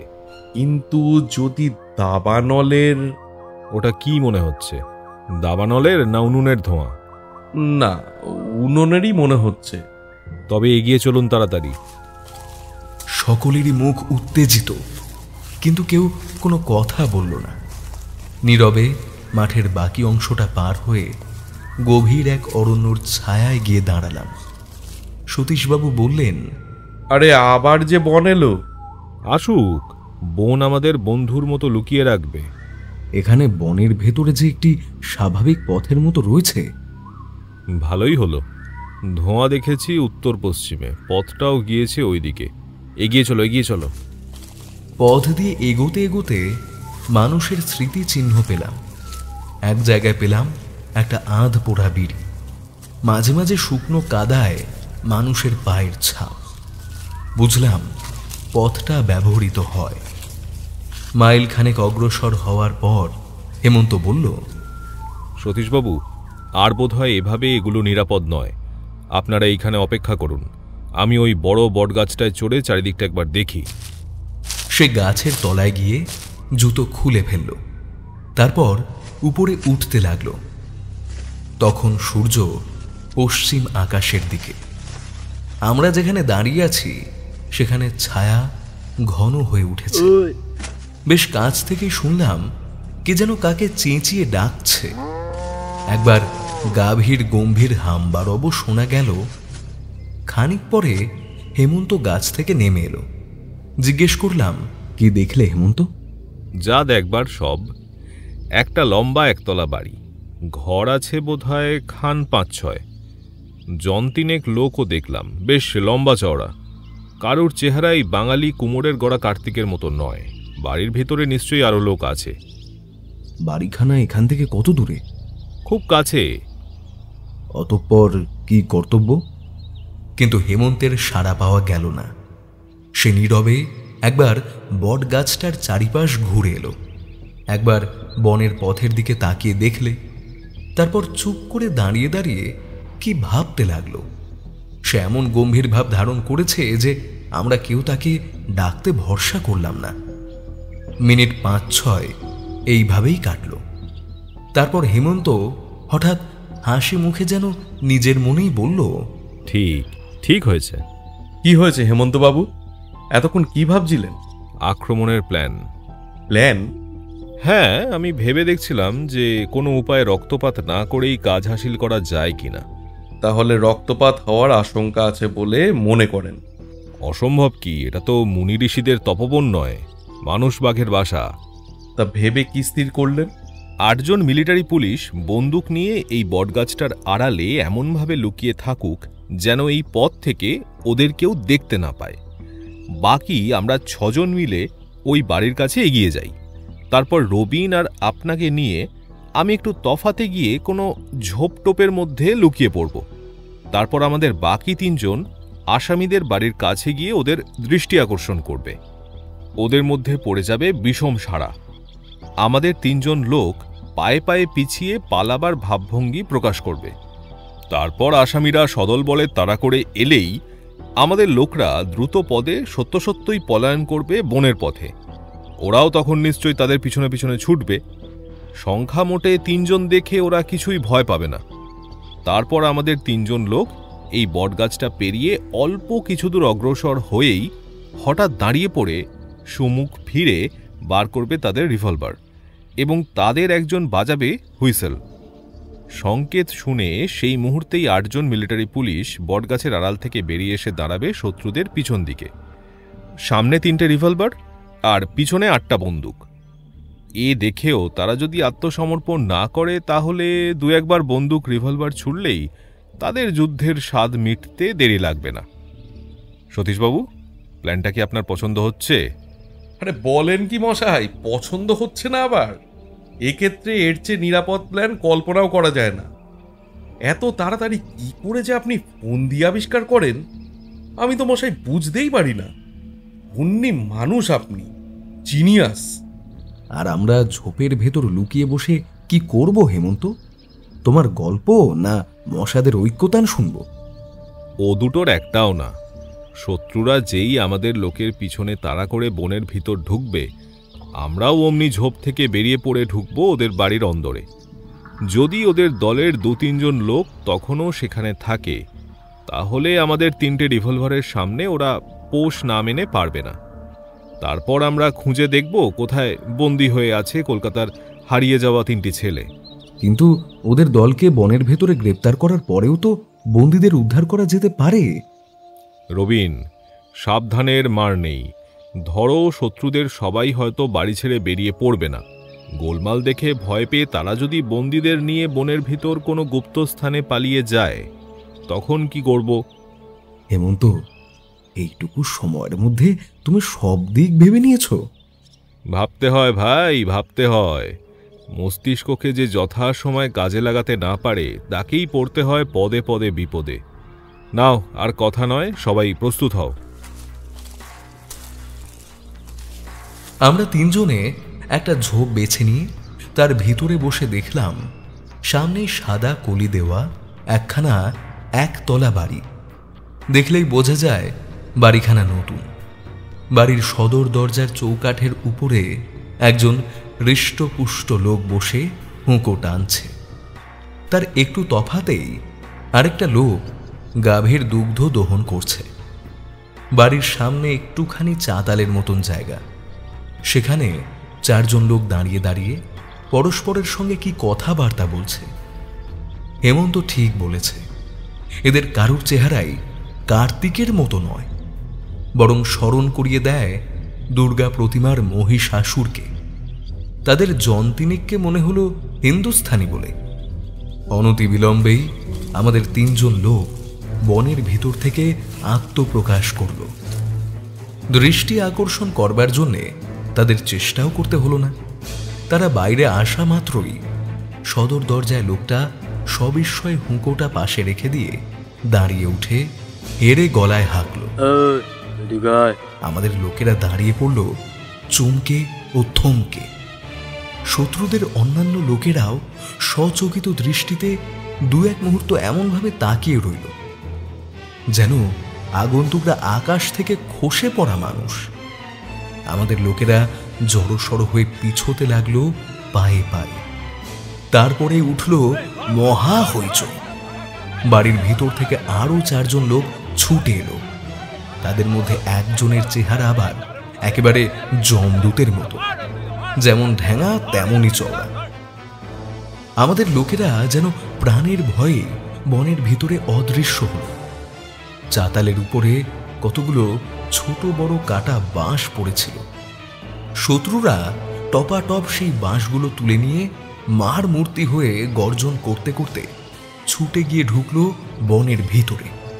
হেমন্ত হাসি মুখে বলল, বিনা রিহার্সালে আমাদের লোকেরা প্রথম শ্রেণীর অভিনয় করছে। এখন ওরা শেষ রক্ষা করতে পারলেই হয়। কোনো ভয় নেই হেমন্তবাবু, সঙ্গে যাদের এনেছি তারা হচ্ছে বহু যুদ্ধজয়ী বীর। কিন্তু এইবারে আমরা কি পেরিয়ে পড়ব? না, আরও মিনিট 2 অপেক্ষা করা যাক। মিনিট 2 কাটল। আসুন, সৈন্যহীন রণক্ষেত্রে এইবারে আমাদের বীরত্ব দেখাবার পালা। এত গোলমালেও বাড়ি থেকে যখন আর কেউ বেরুলো না, নিশ্চয়ই তখন পথ সাফ। তবু রিভলভারগুলো হাতে নেওয়া ভালো। সামনের জমিটা পার হলাম। গাভীটা অবাক হয়ে আমাদের পানে তাকিয়ে রইল। বোধহয় আমাদের মতন ভদ্র চেহারা এই অঞ্চলে সে আর কখনো দেখেনি। বাড়ির ভিতরে জনপ্রাণীর সাড়া নেই। 5খানা ঘর, সব ঘরের দরজা খোলা। প্রত্যেক ঘরে ঢুকলাম, কোথাও কেউ নেই। হেমন্ত বারান্দায় বেরিয়ে এসে মাথা চুলকোতে চুলকোতে বলল, ব্যাপারটা বুঝতে পারছি না তো। হঠাৎ শোনা গেল শিশুর অস্পষ্ট কান্না। সতীশবাবু চমকে বললেন, আরে, ছেলে কাঁদে কোথায়? আমি দৌড়ে দালানের এক কোণে গিয়ে দেখলাম মেঝের উপরে পড়ে রয়েছে একটা মস্ত চৌকোনা সমতল লোহার দরজা। হাঁটু গেড়ে বসে হেঁট হয়ে দরজায় কান পেতে বললাম, এইখানে এইখানে। এরই তলা থেকে কান্নার আওয়াজ আসছে। দরজায় আঘাত করে বুঝলাম পুরু লোহার পাত পিটে তৈরি, প্রকাণ্ড কড়ায় প্রকাণ্ড কুলুপ লাগানো। এ কুলুপ ভাঙা অসম্ভব। এবারে ভিতর থেকে কান্না জাগলো একাধিক শিশু কণ্ঠের। সতীশবাবু 2 কানে হাত চাপা দিয়ে বললেন, উফ, এই শব্দ যে আর নেওয়া যাচ্ছে না। 3 রাত নাকি এই কান্না শুনতে শুনতে এরা এখানে বসবাস করছে। কি পাষণ্ড! হেমন্ত দরজার উপরে সজোরে 8-10 বার পদাঘাত করল। দরজা ঝনঝন করে বেজে উঠল।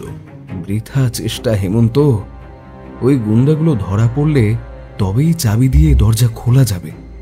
এখনো তো বনের ভেতরে কোনো সারা শব্দ পাচ্ছি না। যদি ওরা পালিয়ে যায়, তাহলেও কি আমরা এই বন্ধ দরজার সামনে দাঁড়িয়ে দাঁড়িয়ে ওই অভাগা শিশুদের কান্না শুনব? তাছাড়া উপায়? উপায় আমার এই ব্যাগে। বলেই হেমন্ত মাটির উপরে উপুর হয়ে বসে পড়ল। হেমন্ত যখনই বাইরে কোনো অ্যাডভেঞ্চারে বেরোতো, একটি ব্যাগ তার সঙ্গে সঙ্গে থাকতো সর্বদাই। তার মধ্যে যে কত রকম বৈজ্ঞানিক ও রাসায়নিক রহস্যের উপাদান এবং ছোট ছোট যন্ত্র সাজানো থাকতো, আমি তাদের হিসাবও জানি না, মর্মও বুঝি না। হেমন্তকে জিজ্ঞাসা করলে বলতো এটি হচ্ছে তার ভ্রাম্যমান ল্যাবরেটরি। বলা বাহুল্য, ব্যাগটি আজও আছে তার সাথে। সে ব্যাগ খুলে বার করল কাচের ছিপি আটা 2টি ছোট ছোট শিশি। প্রচণ্ড কৌতূহলী চোখ নিয়ে সতীশবাবু হেঁট হয়ে দেখতে লাগলেন। হেমন্ত অপেক্ষাকৃত বড় শিশিটার ছিপি খুলে লোহার দরজার একটা কড়ার গোড়ায় খানিকটা লালচে রঙের চূর্ণ ঢেলে দিল। তারপর অন্য শিশিটার ভিতর থেকে আরেক রকম চূর্ণ নিয়ে একটা চামচের ভিতরে রাখল। ঠিক সেই সময় বনের ভিতর থেকে শোনা গেল করে পর পর 3টে বন্দুকের আওয়াজ। তাহলে বনবাসী বন্ধুরা বশ মানেননি, সেপাইদের সঙ্গে তারা লড়াই করছেন। বেশ বেশ, কিন্তু যুদ্ধে জিতে ফিরে এলেও দেখবে তাদের বন্দিশালা শূন্য পড়ে আছে। সতীশবাবু, তফাতে সরে যান। রবিন, হাট যাও। দূর থেকেই দেখলাম হেমন্ত একটা দেশলাইয়ের কাঠি জেলে চামচের চূর্ণের উপরে ধরল। চূর্ণ জ্বলে উঠল। তারপরেই সে চামচের জ্বলন্ত চূর্ণটা লোহার দরজায় ছড়ানো চূর্ণের উপরে ফেলে দিয়েই চোখের নিমেষে লাফ মেরে তফাতে সরে এলো। মুহূর্ত মধ্যে সেখানে জেগে উঠল একটা চোখ ধাঁধানো ভীষণ তীব্র অগ্নিশিখা। সঙ্গে সঙ্গে চরচর পটপট শব্দ। বিষম বিস্মিত চোখে আমরা দেখতে লাগলাম সেই জ্বলন্ত অংশটা যেন ক্রমে ক্রমে লোহার দরজার ভিতরে বসে যাচ্ছে। তারপরেই হঠাৎ হুড়মুড় ঝনাত করে একটা শব্দ। বুঝলাম দরজা খুলে নিচে ঝুলে পড়েছে। আমি ছুটে গিয়ে দেখলাম লোহার দরজার একটা পাল্লায় যেখানে ছিল কড়ার গোড়া, সেখানটায় রয়েছে একটা এত বড় ছাদা যে হাতের মুঠো গলে যায় তার ভিতর দিয়ে। সতীশবাবু হতভম্বের মতন বললেন, এ কি কাণ্ড! খারমিট। হারমিট? ও বাবা, সে আবার কি? জার্মানির অ্যাসেন শহরের গোল্ডস্মিট নামে এক রসায়নবিদ পণ্ডিত এর আবিষ্কারক। আয়রন অক্সাইড আর মেটালিক অ্যালুমিনিয়ামের মিশ্রণে এটি প্রস্তুত।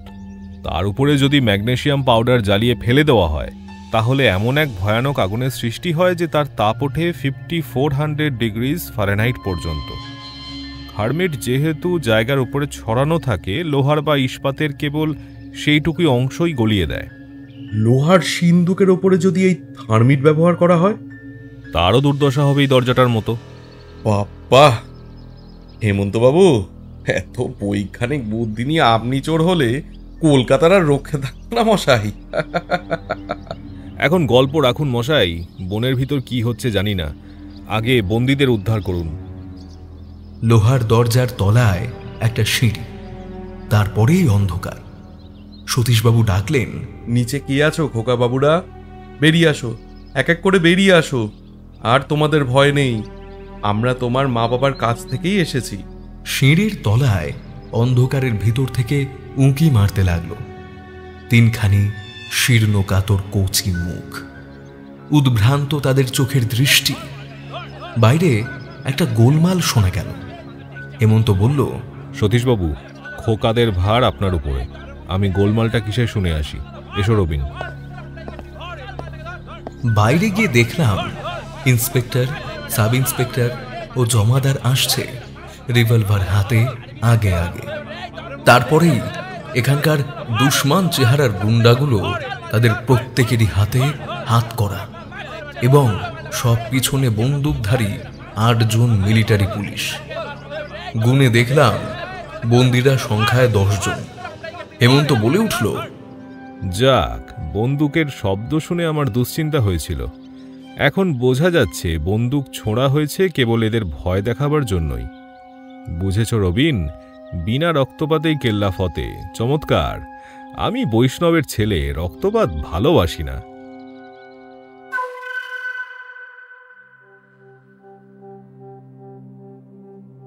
কলকাতায় এসেছি। ইন্সপেক্টরের সঙ্গে শ্যামলপুরের জমিদার পুত্র ও লৌহ ব্যবসায়ী পতিত পাবন নন্দীর পুত্রকে পাঠিয়ে দেওয়া হলো যথাস্থানে। সতীশবাবু দুর্জয়গড়ের যুবরাজকে নিয়ে প্রাসাদের সামনে গাড়িতে অপেক্ষা করতে লাগলেন।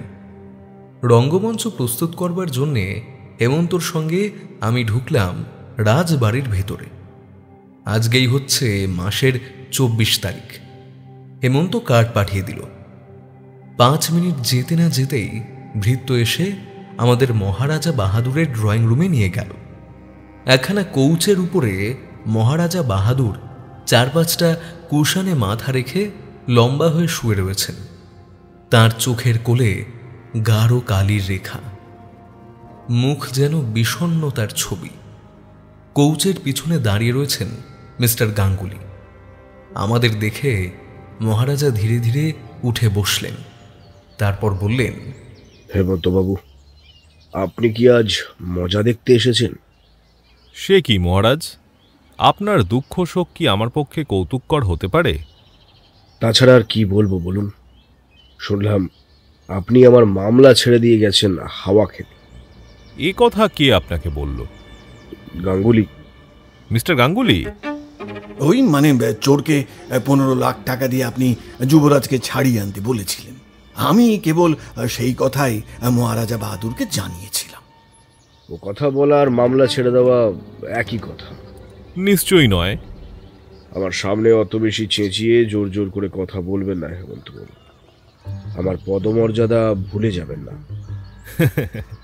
পদমর্যাদা? পদসেবা জীবনে কখনো করিনি, কাজেই কারোর পদের মর্যাদা নিয়ে মাথাও ঘামায়নি কখনো। এরকম স্পষ্ট কথা শুনতে বোধহয় মহারাজা বাহাদুর অভ্যস্ত নন। তিনি বিপুল বিস্ময়ে হেমন্তের মুখের পানে স্থির চোখে তাকিয়ে রইলেন। গাঙ্গুলি তাড়াতাড়ি এগিয়ে এসে বললেন, হেমন্তবাবু, ওসব বাজে কথা যেতে দিন। মহারাজা বাহাদুরের মেজাজ আজ ভালো নয়। ভুলে যাবেন না, আজ হচ্ছে মাসের 24 তারিখ। আমি কিছুই তুলিনি মিস্টার গাঙ্গুলি। আজ মাসের 24 তারিখ বলেই আমি এখানে এসেছি। হ্যাঁ, মজা দেখতে। আমার যাবে 15 লক্ষ টাকা জলে, আর আপনি দেখবেন দাঁড়িয়ে দাঁড়িয়ে মজা। আমি মজা দেখতে আসিনি মহারাজ, মজা দেখাতে এসেছি। এই কথার অর্থ?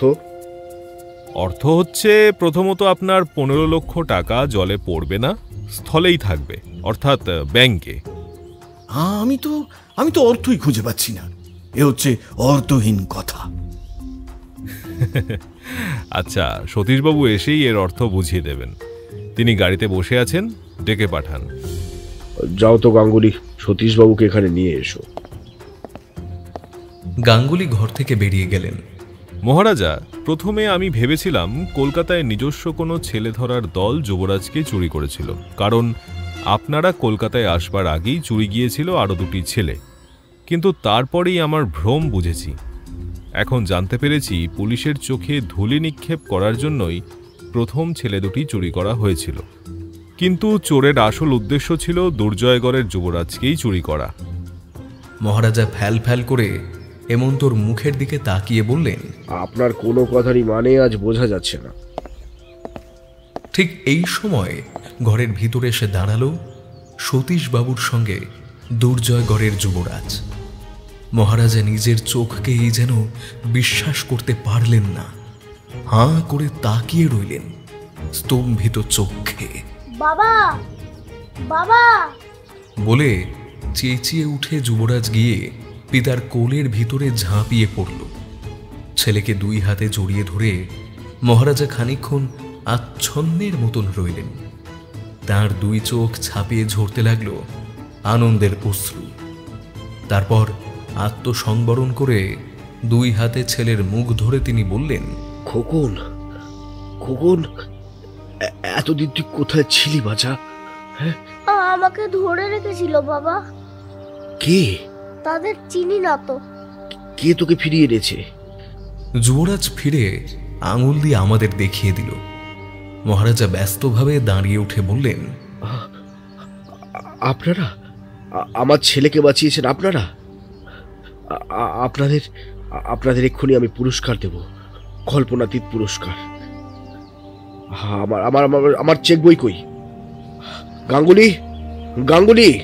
মিস্টার গাঙ্গুলি তো এখন আসতে পারবেন না মহারাজ, তিনি একটু বিপদে পড়েছেন।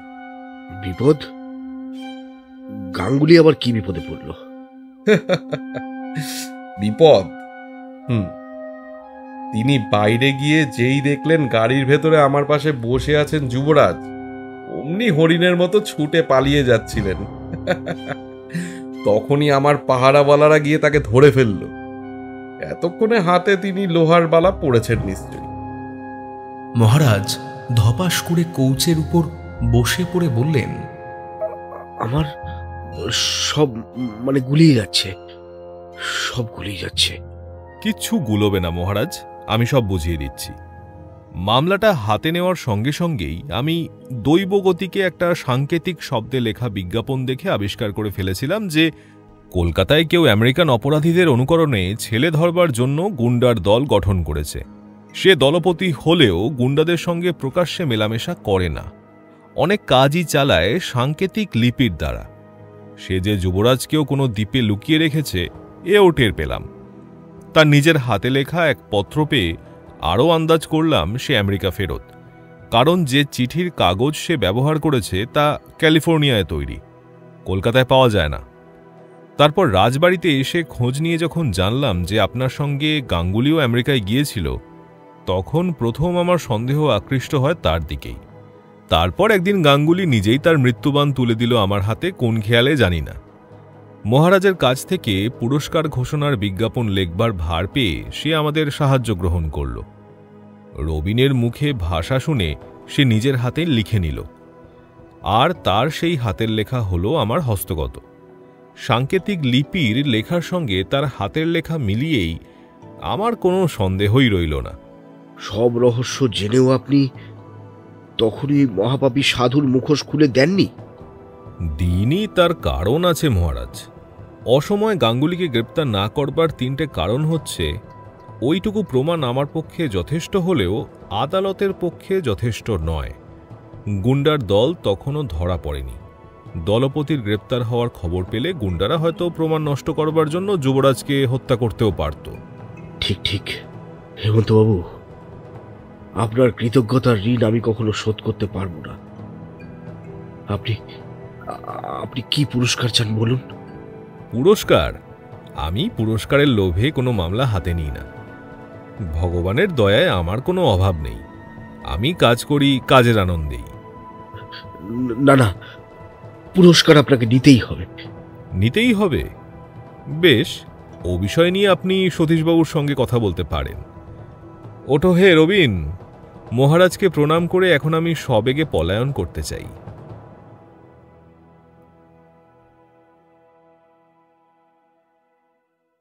আজ আপনারা শুনলেন স্বর্গীয় হেমেন্দ্র কুমার রায়ের লেখা একটি গোয়েন্দা গল্প মুখ আর মুখোশ।